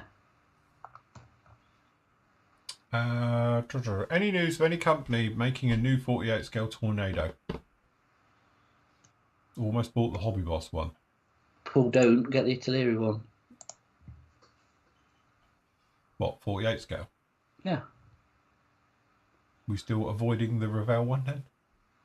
That's what I meant, the Revell one, sorry. That's what I meant, the Revell, not the artillery one. I was going to say the artillery, sorry. No, the Revell one is the one you want for a 48 Tornado. Yeah, go Revell if you're going to. Yeah. Again, I know it's got issues and stuff like that. It's a video build, which I think is free now up on I've done it. It's one of the free builds. And you can go off and have a look at that one. But again, it's this thing, it looks like the molds have been damaged a little bit, bent, warped, replaced, I don't know. But mine didn't have the problems that everybody else seems to have. So, but if you take your time with it, from the detail point of view, I still think it's the nicest one out there. Mm. Oh, yeah, 100%. Yeah, definitely. I'm surprised that's not been back out again lately, to be honest. It's about time Revell did another run of a Tornado of some description. Yeah, it'd be nice if they did ours. I tell you what you can get is still available is the Hannant's boxing of it, which is the Luftwaffe version, to be fair. Not an RAF one, but again, I'm sure you can get around that with a bit of fudgery. So. I've always fancied doing the Saudi one in the Saudi markings. That's quite a cool marking scheme. Yeah. With the browns and that. I know we like our desert schemes. That's quite a cool one. I really wish that companies found a way to sell one-time use print files. For those of us who've got a printer and just want to... Again, I've not been funny. I'm in the 3D printing business now. And it is that thing. As soon as you give that file out, they'll give it to 100 of their friends. That's the reason why no one does it. If there was a way of doing it as a one-time print file, and I do get what you mean here, so you could use it just the once or one person to use it, you can. But the trouble you have with all 3D printed stuff, as soon as it goes out onto the marketplace, somebody will rip it off. It's the wild west of everything out there. And I've been very good, and we fessed up and put our hands up. We had a small mistake with ours because one of our files, turns out it came from somebody else's as an original, was changed. But again, you know, but from a legal point of view, we could have just carried on selling it. There's nothing they could do about it. But that's the trouble. You can't police it, though, can you? You can't police it, I know. It's like digital. It's like the old music thing with file sharing back in the day of music and films and everything else. It's the copyright of it, and then, like you say, you give that file to somebody, and then, like I say, it's you know, at the end of the day, it's if Phil did it, say with the, if I did it for the jig stand now, I can guarantee, and like with the flight stands that we do as well and stuff like that, within hours it'll be up on some site. Oh God, 100%. Yeah. So again, it's one of those ones where you know, because I've had members ask me, can I just have a file for it, and I'll pay for the file and all the rest of it. But it's just that one time, you know full well it will go out, and then before you know it, it's everywhere. You know, so and it's just a way of protecting your way. And also, I know we're moving more into the 3D realm, and technically everything I do, you know, you could share file all the files that I give and all the rest of it. And we have had people do it, and I've had my videos appearing on YouTube and stuff like that, where people have uploaded them before, you know, again and stuff. You know, but it's one of those things. I think with 3D, it's more of a faceless, shall we say, almost. Like if you got me as a video, I can say that's my video because it's got me on it. You know. And then it's easy for me to do a copyright claim against it. And, you know, every time I've done it, I've always been successful. They've always been taken down or removed or whatever it is. But if you're just doing a file, that's almost faceless. So, you know, it's almost like you're not hurting anybody by giving it to 10 of your friends and stuff. Yet, you know, I have to pay for licensing for it, for the designer that gets it. John, who's in there, he gets his money from each one because it's his design and stuff like that as well. So, you know, in some ways, it's one of those things. It's so difficult to police it. It's not worth doing it. Well, all you're going to do is damage yourself, isn't it, at the end of the day? Well, it just becomes not worth, because, again, it's not worth doing it. That's when it becomes a problem. You're like, people are out there and just go and get it, and they'll just modify it slightly, claim it's theirs and put it up as a free or whatever, and that's all your work's gone down the Swanee for nothing, you know? Yeah. So, and then you end up just never doing it again. And then people say, "Oh, I'd love to have one," and it's like, yeah, well, tough, you know. Yeah, that's it. It'd be on Temu for pennies, basically. Yeah. It's an odd one though, isn't it, with the old 3D world and how they're gonna like police it basically for the copyright, isn't it? It is, and it's going to get more and more difficult and difficult. You know, not being funny, it's the same as video sharing and stuff. If you know where to look, you can get brand new films the same day as they're released in the cinema. You know, it's terrible, really. Yeah, absolutely. James is saying he keeps looking at getting a 3D resin printer, but he's not quite sure yet. Not sure how much he'd use it and the expense of messing around. To be honest with you, I've got into it over the last couple of years. Matt's got one, I've got one, got resin. I've now got the other one, the FDM one as well. And again, it's one of those things. Once you've got one, you suddenly are open to a new world, especially if you're into sci-fi. If you're into sci-fi, wargaming, again, because it's all been nicked, stolen, and put up as free files, you can get it. As for the messing around with it, honestly, they are pretty much plug and play now. You know, I know you'll see the horror stories on the thing about, oh, my prints don't work and all the rest of it. Trust me, it's very few and far between. I have been, touch wood, I'm going to jinx myself now, so lucky that I haven't had any failed prints or anything for months. You know, and it's just working. It's just doing it. Once you get your eye in your settings that you're comfortable with, and then just let it do it and don't play with it, and just let it do its bit. And it's been absolutely fine, and it's working really, really well. You know, like these jigs, each one takes about 6 hours to print. That's the downside, you know. So again, it's one of those ones where you've like 6 to 8 hours. Like it was 8-hour print to do one of these, but you can speed ours up. So I'd always do ours in sports mode.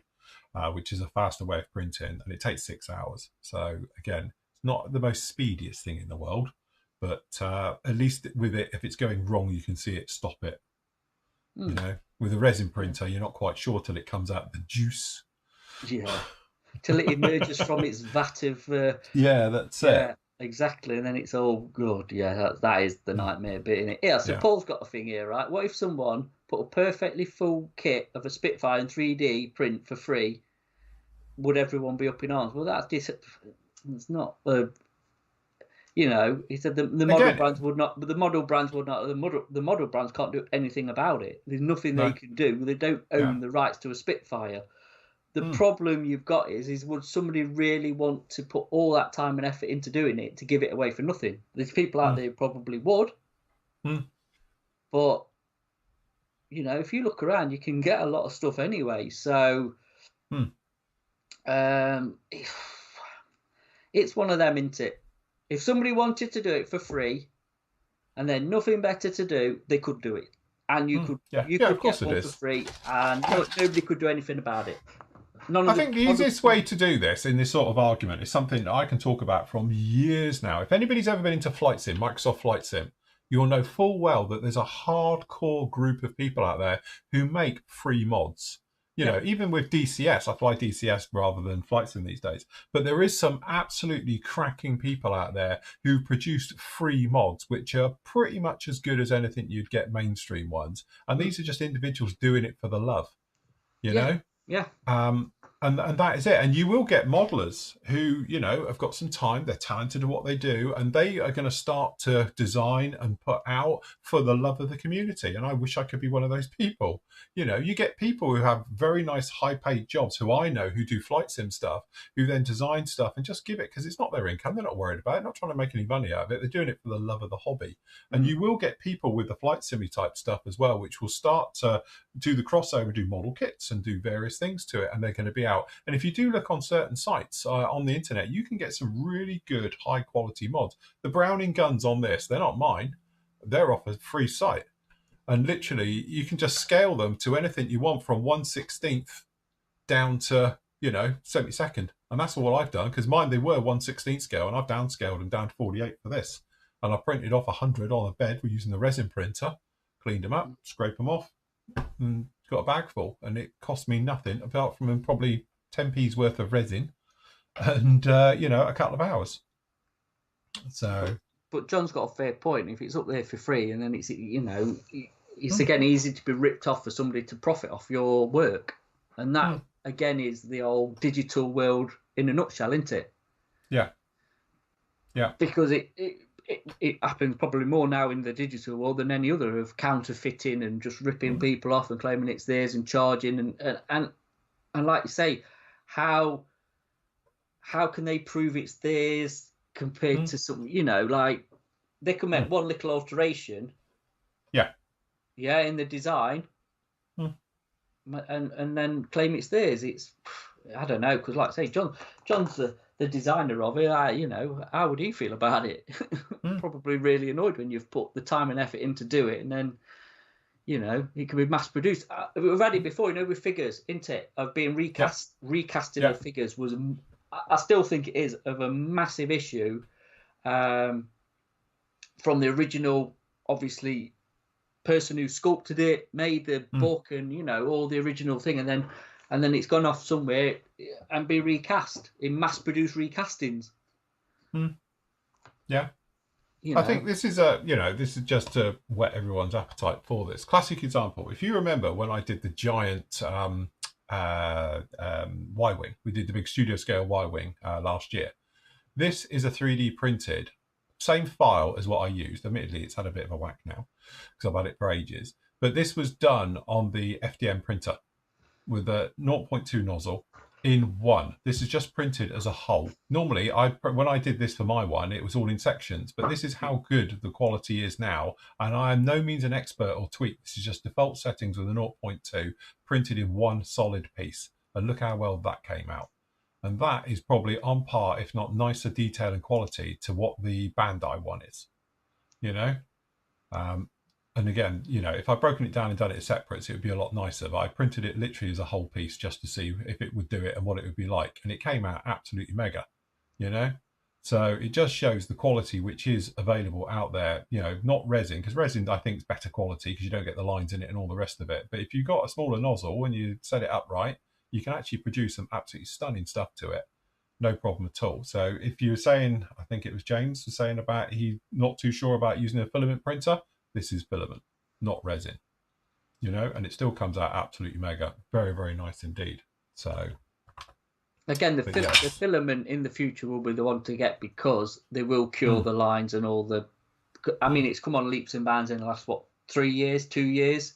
Yeah. Again, you give it another few years where I think even the resin ones are brilliant, but resin's resin, if that makes sense. It's always crisp, isn't it, when you do a resin print? I think even our older printers could do a half decent job, but their filament printers are just coming on leaps and bounds. So they're probably the ones to have, really. Yeah. Quick question here, then we will go back to it, because I know John's put a thing up about a designer's point of view, which I think we need to read. But Dave's just saying about, question for the team, is there an alternative to pre-shading dark panel lines on an aircraft without using an airbrush? My hands can't handle the fine work. To be honest, I don't pre-shade anymore, really. I know I did a bit on this, but generally I use oils. And oils are really, really forgiving and all the rest of it. If you want to go off and see this, if you pop over to the tutorial section, watch down below, look, go to the tutorials area at the top, and then go down in here, and on one of them, is it under weathering? I think it's under weathering. Here you go. While you look for that, who still pre-shades? Put it up in chat. Who still pre-shades? Come on, confess that you're still a pre-shader. So watch this video and it will show it all the way through here, because there we go, I'm doing it with oils. So literally you just come along and you basically, with a tiny little bit of oil onto a brush, and you just put a defined line, and then you blend it, and then you blend it and blend it and blend it until you end up with something like that. And this is all done post. So there's no pre-shading in this anywhere. It's all done with oils afterwards to give you that sort of the same effect, but just in reverse.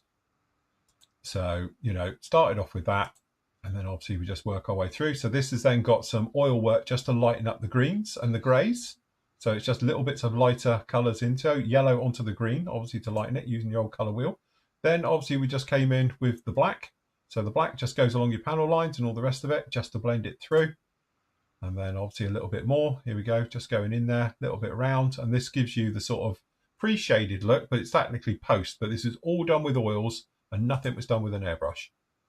And then obviously you get it down in there and then you finish it off just like that. Again, I know lots of people say about it, but if you just pop into the tutorials, it's all free. Doesn't cost you anything down in here.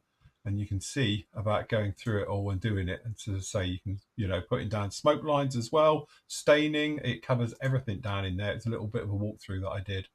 All right, onto this one. It just shows it all the way through. So there you go. There you go. So you put the black on like this and just brush it on. Absolutely everywhere, just a little bit. You don't need much, it goes a long way. And then you buff it and just buff it with a brush. And then obviously it fades it through, all the way through to give you a nice sort of grimy look to it in there, just like that. All right. And again, if you don't like it, just wipe it off and go again. Nice and straightforward. So, yes. You see, I've never, it's one of them techniques I've never really gone with because you end up just covering it up. Or else it looks too much. Yeah. Do you know what I mean? There's that balance, I think, with pre-shading, isn't there? But then if you're going to put like a wash on top of it and other weathering techniques, it's kind of a false thing to do in the first place because you end up just like doing it again, if that makes sense. But post the thing is, again, we have this argument. It's very difficult. So I know a lot of people swear by it. Yeah. But it's a bit like doing black basing. I've never seen the point of black basing because all you're doing is covering it up.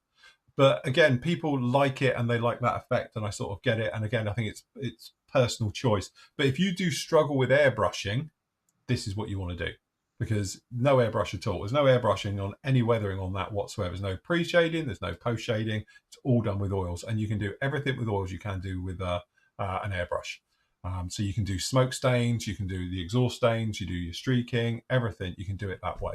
So again, I know we've got a few people. I was talking to a lovely young lady, I don't know if she's watching, when I was at EME.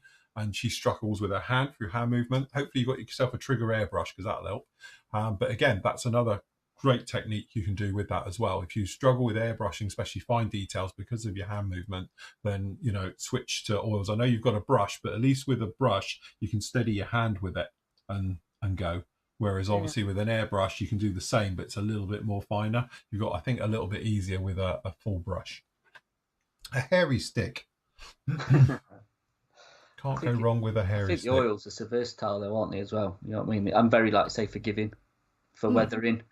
A lot more. To be honest, I've got back into using the old pencils as well, the AK weathering pencils, especially in 70 seconds. You know, when you're doing chipping and stuff, which I will do on the Blenheim, they're very in scale and very subtle. It's not over the top. But again, it's your taste, isn't it? It's your model. You do what you want. We're not sitting here going to preach, well, you shouldn't have pre-shading or post-shading or this, that, and the other. It's whatever you're comfortable with, and if you're happy with what you produce at the end, isn't it? That's really all that matters. So, yeah.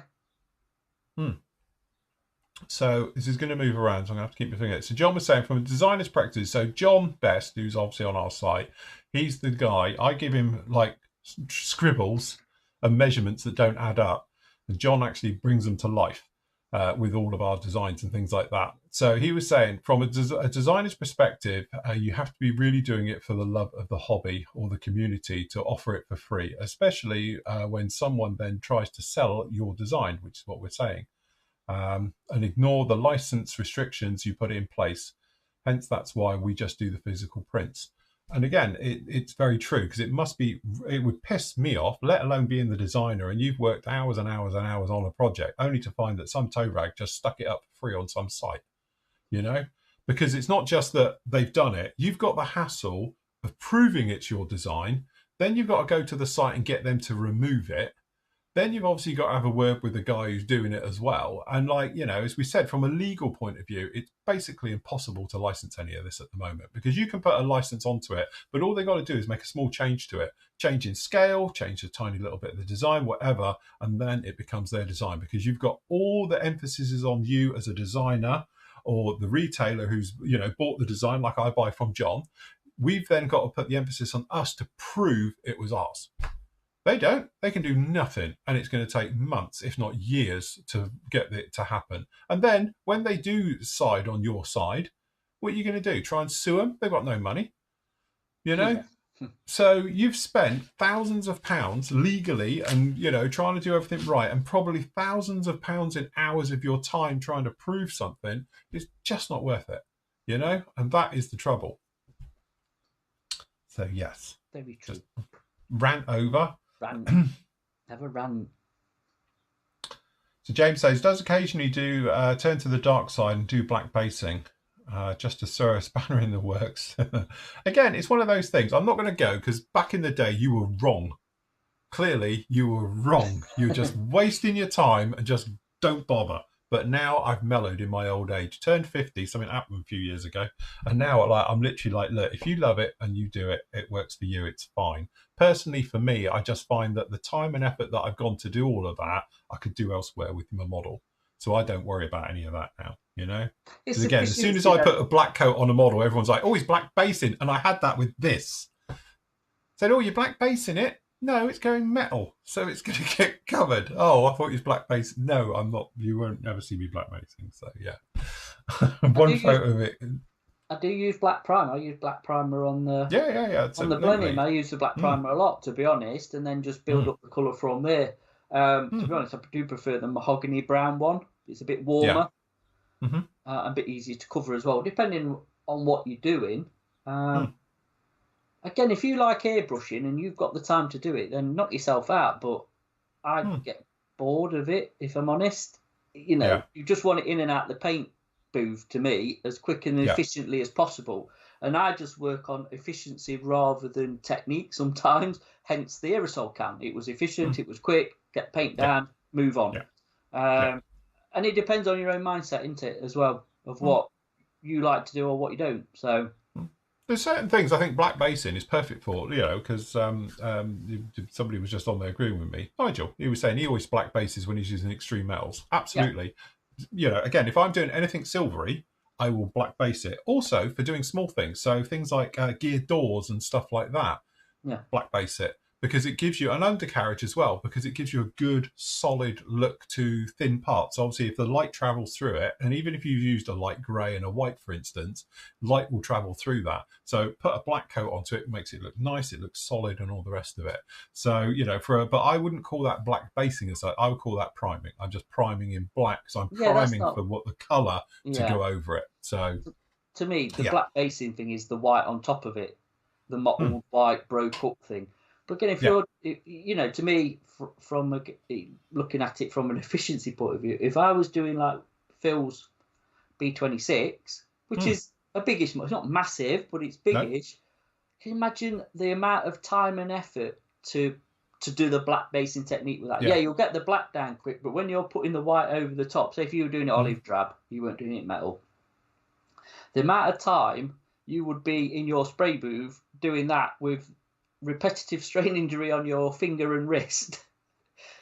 It ain't my idea of a fun day out, to be honest. It's just again, I think it's one of those things, and back in the day I would just be very dismissive of it because I'm not wasting my time with any of that. But you know, clearly people do it, and I saw a guy the other week and he was doing one, and it was like, there he is for 4 days, you know. And then he went over it and then lost a lot. And again, I'm thinking, really? What was the point of spending all that time and effort? I think, but just he obviously does it for a reason. And it may be one of those things as well, just to finish. It may be one of those things, like this is a classic example. This will never, you will never see this model like I'm looking at it now, purely because the camera they're not good enough. You know, the metals, the shine, the way this has got like depths of layers into all the metal on this, I really, really like it. And it's one of those ones. I know when John came down here, he looked at one of them, like the B17 is a classic example as well, because I look at it, I can see metal effects in the paint, which a camera can never show, you know, and that is the thing to it. And it may be that people, when they're doing this, they can see it still. You know, that subtlety in the very depths of the paint still, of it being slightly marbled and everything else like that. But unfortunately, when you just take a photo of it, you lose it because it just gets washed out with all the other colours. So it may be a thing like that. When you see it in person and in correct lighting and that, you get a better effect with it. But when people just, because often I see them and they're there, and then next thing you know, and then we put this coat down and you can see this, can you? It looks like me, you've just painted it grey.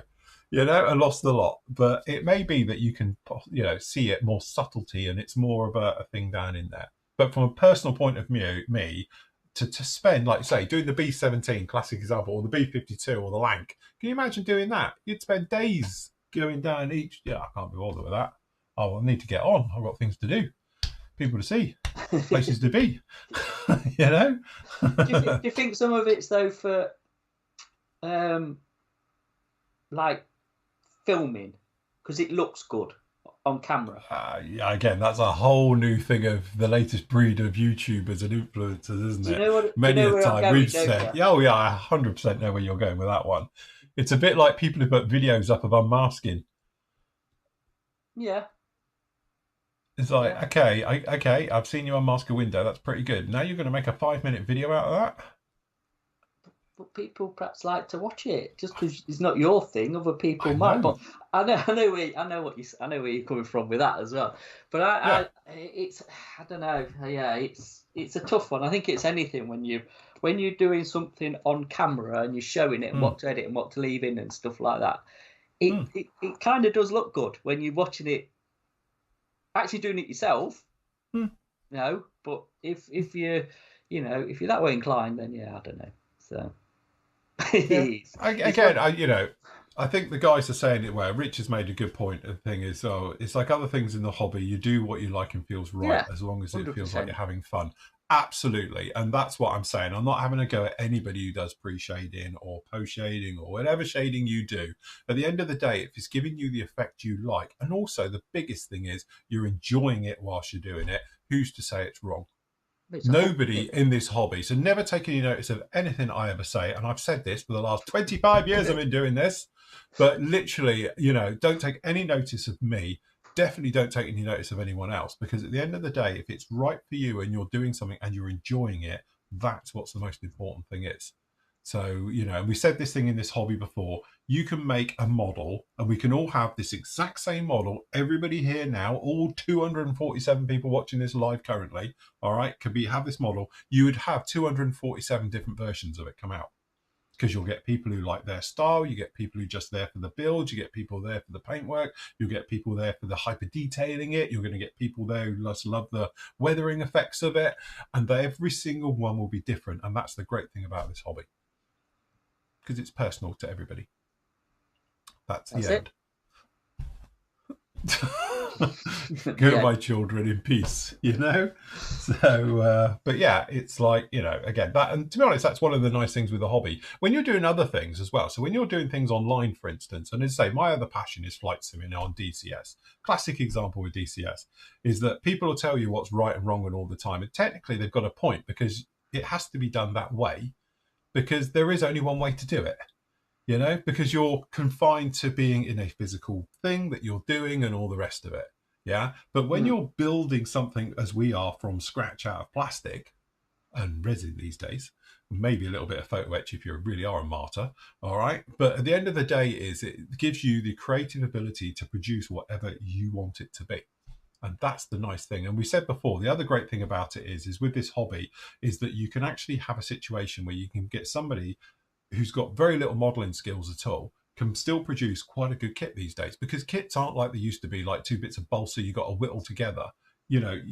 Kits are pretty good, as long as you follow the instructions and go for it, you can go through it, you can build it. Painting and weathering, that takes a little bit of work and time and effort to put into it. But even that now, with modern paints that work better, like get yourself lacquers, and you're just putting down base coats with lacquers, it's pretty much idiot proof, 50-50 mix with some thinners and away you go. But, yeah, again, I think you're always going to have, if you put your work out there for other people to look at as well, aren't you? You're going to have that, I won't do that way and I won't do it this way and stuff. You know what I mean? There seems to be a lot of opinions where they didn't used to be. So yeah. And again, like, as you say, I've had run-ins with various modelers over the years, and now I just don't care.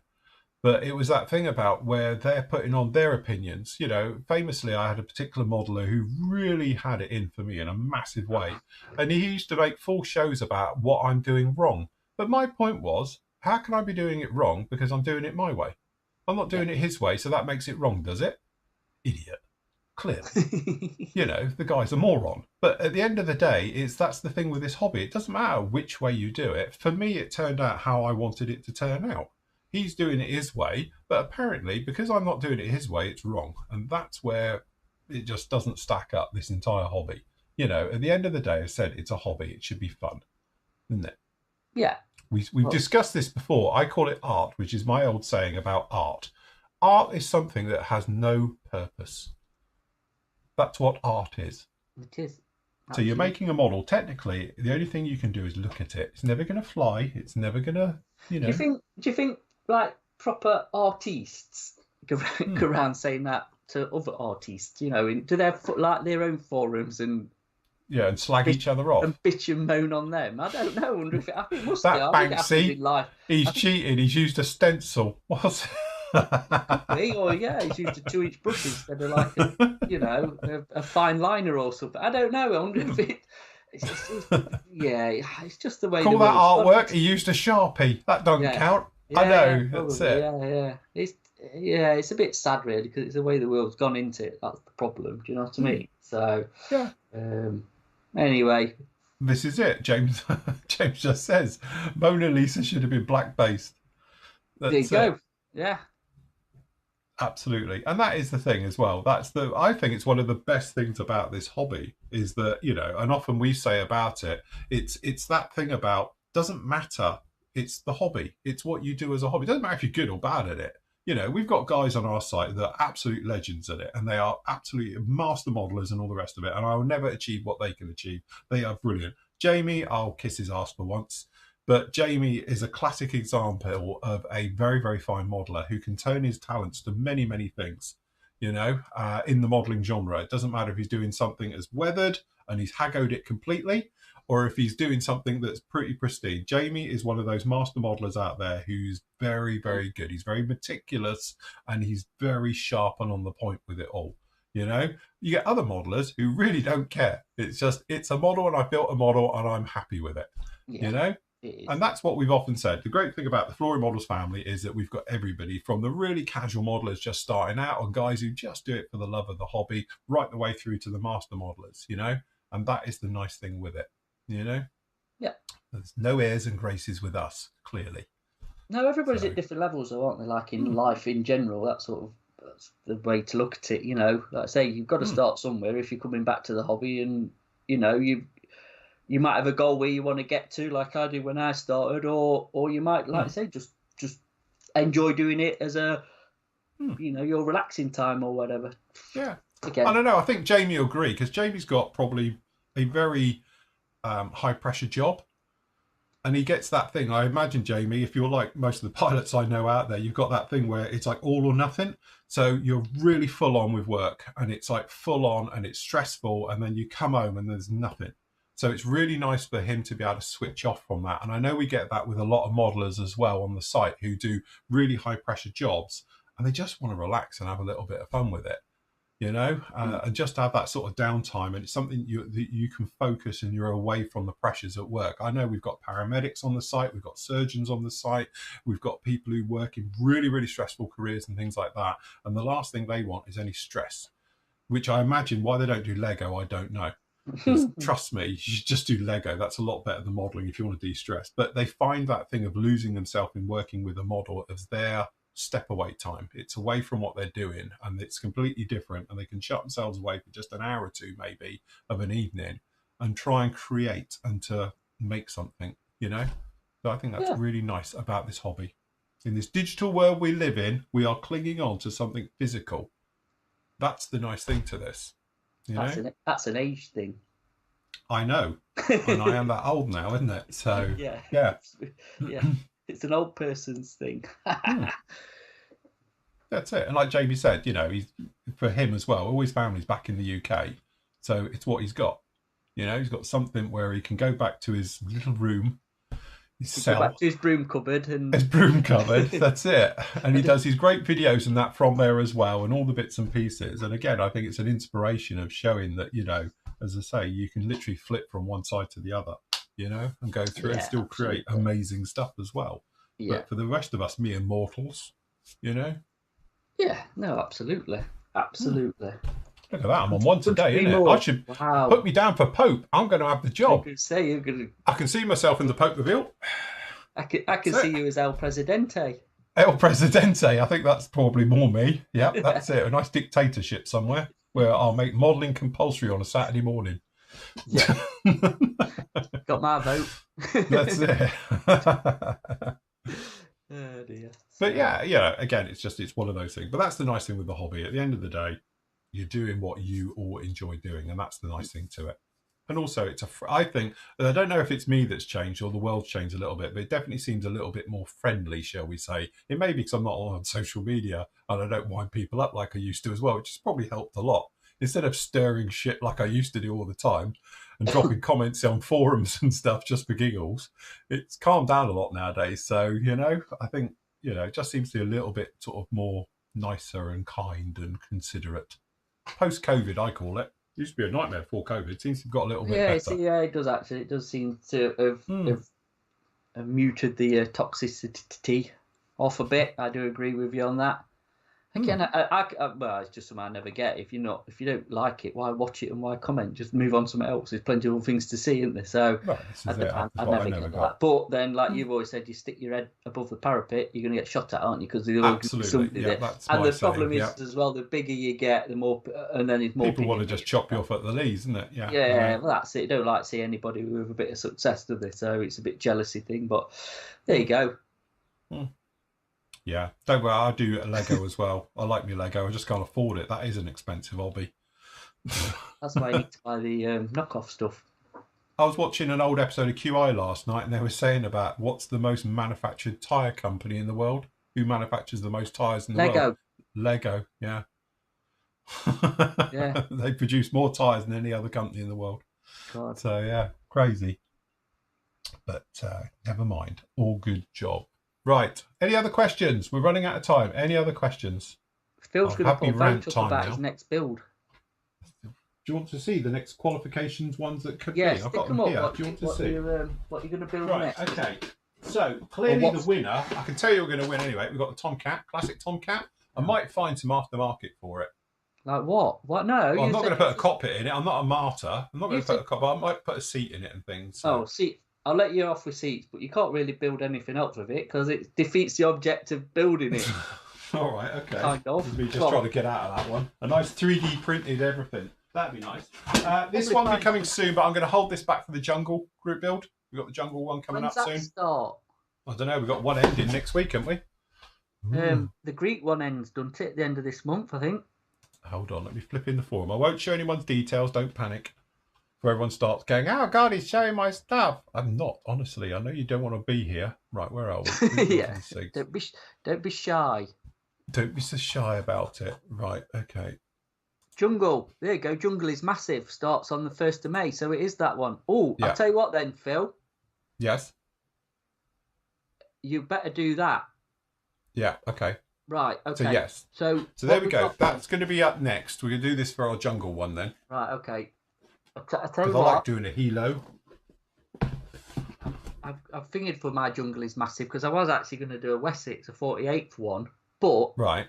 Obviously I'm not long done the 72nd one. Well, when I finished the rotor blade off, I've actually got a 35th C from the old Academy M with a lot of goods for it that I've had a long time. I might actually do that with you with that and do it as a Facebook build.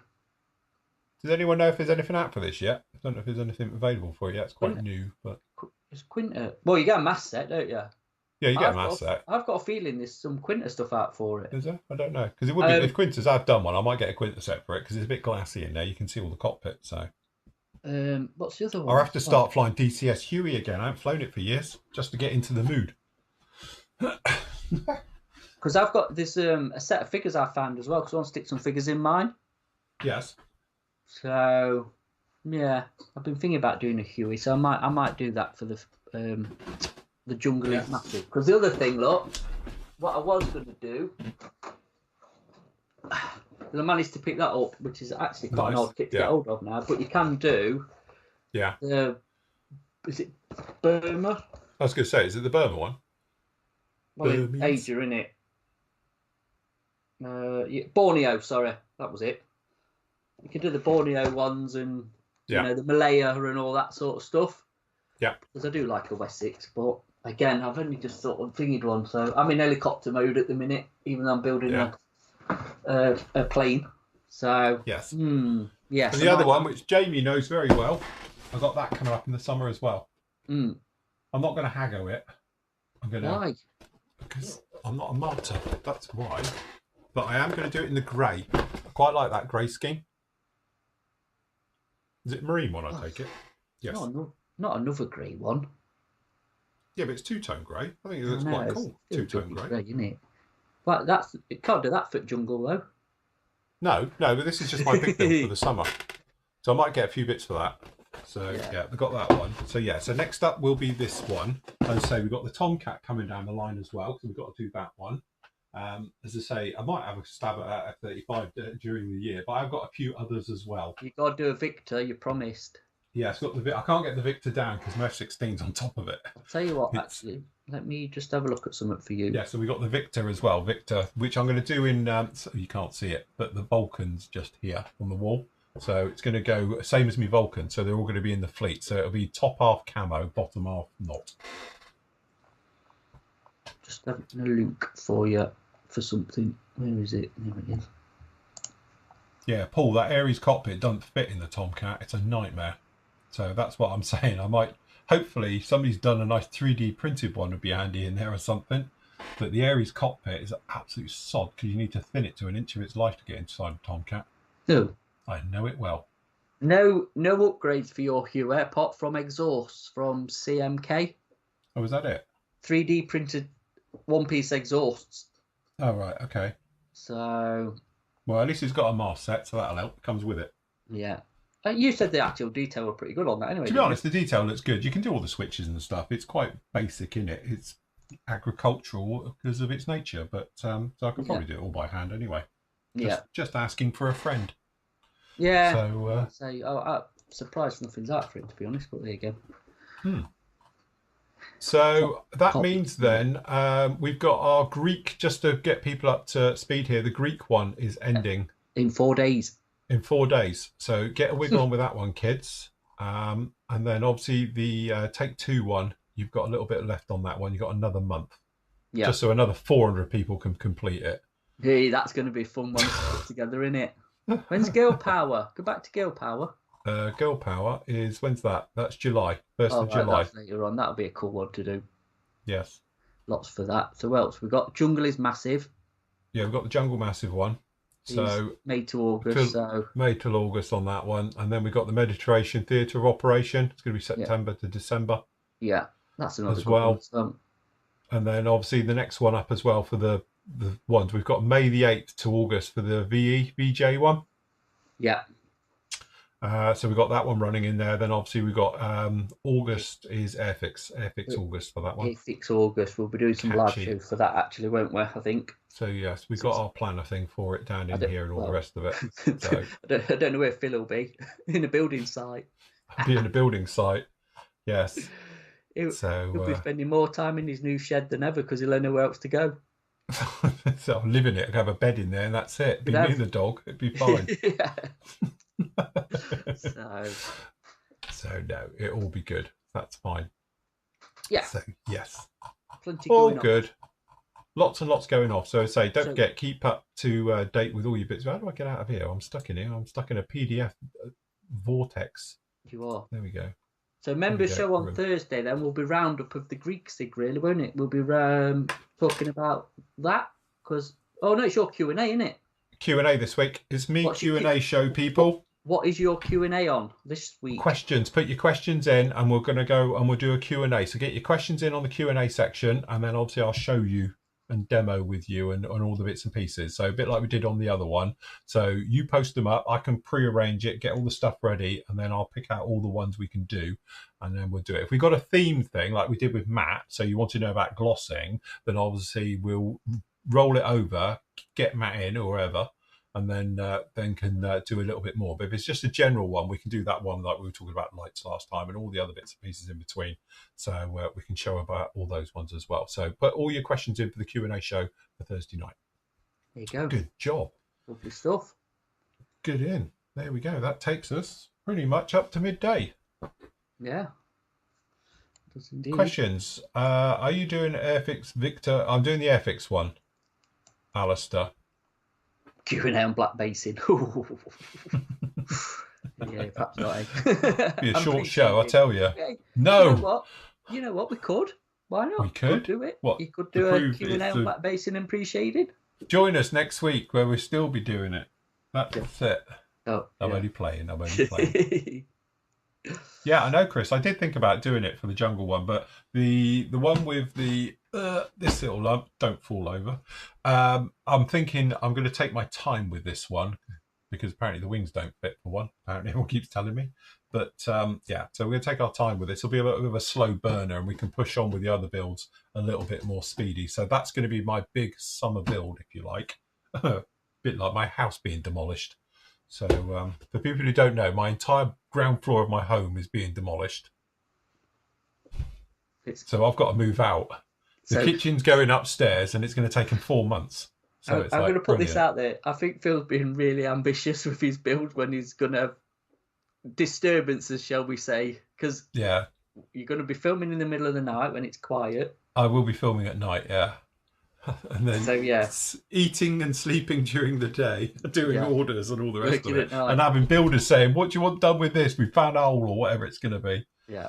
So, but yes, it will be all right. We'll get there. It'll be good. Yeah. I'll vlog it all. I'm going to put a webcam out of my office door down there, pointing at the back of the house as you see it get ripped off. So, we'll go for another cup of tea. yeah, that's it. Another tea break. Yeah. Am I paying you all to sit on your ass? Get on. I want it done by Christmas. So, yes, good job. Anyway, we will leave it right there. Thank you very much for joining us this morning. Great chat as always. Great to have you all here. Don't forget, you can get all your bits and pieces over either on the actual PM store as well. So you just pop over to PM Models UK. I've still got it up. Yeah, we've got the one up. So you can pop over down in there. Have you still got a bit on Fleabay? Only a little bit. I took most of it off. There's a few little bits on eBay, to be honest. eBay's killed itself, so I might be moving that back over onto the site, to be fair, what's left. Yes, good job. So anyway, you can go down in there. And then obviously on the Flory store, you can pop down. Obviously, we've got all your bits and pieces down in there. So I've got a load of display stuff coming in. It is going to be making its way. I've got new tools coming. I've got new bits and pieces. We've got the cutting things have come in and all the rest of it and stuff like that. And some sanders are in as well. Don't forget, if you are in Europe, you can pop over to Kareen and use the European store along with Prevaco. So you get all your display over there, all your other tools, but also you can get all the Flory model stuff, including she's still got the mug available and obviously all the holders and bits and pieces. So you can pop down in there and it's all in different languages. Look, in English, in the Netherlands, in the Deutsch, and everything else like that as well. So you can catch up with all of those ones over there. So just pop over to brevacomodeling.net, or as well, you can get it if you just type in, I've got to remember what it is now. What is it under? Flory Models EU, I think it is, isn't it? Are we under? I think it is. I think it is. Yeah. Yes, I think it is. If you just put in florymodels.eu, it goes to there as well. So you can get over to it on that one as well. So there we go then, people. Thank you very much to everyone joining us today. Thank you, obviously, for the Flory Models for making this happen, to the Flory family as well, because without them, we wouldn't be here as well. So a big thank you to everyone. We'll be back with you next week. On Monday, you've got part 11 members. The actual Marauder will be up with you as well. I've got a review coming up on Tuesday as well. And we'll be talking tools on Tuesday. And then on Wednesday, and I'll say Thursday, I'm live with you on Thursday night as well for Q&A night as well. So yes, good job. Cool as. Now we've got to figure out how to make this new version of Skype work. Oh, God, yeah, we really need to get on with that. We need to sort out that. That's what we'll be doing this week. Right, okay then, guys, we will leave it right there. Thank you very much to you all. Cheers, goodbye, happy modelling, take care.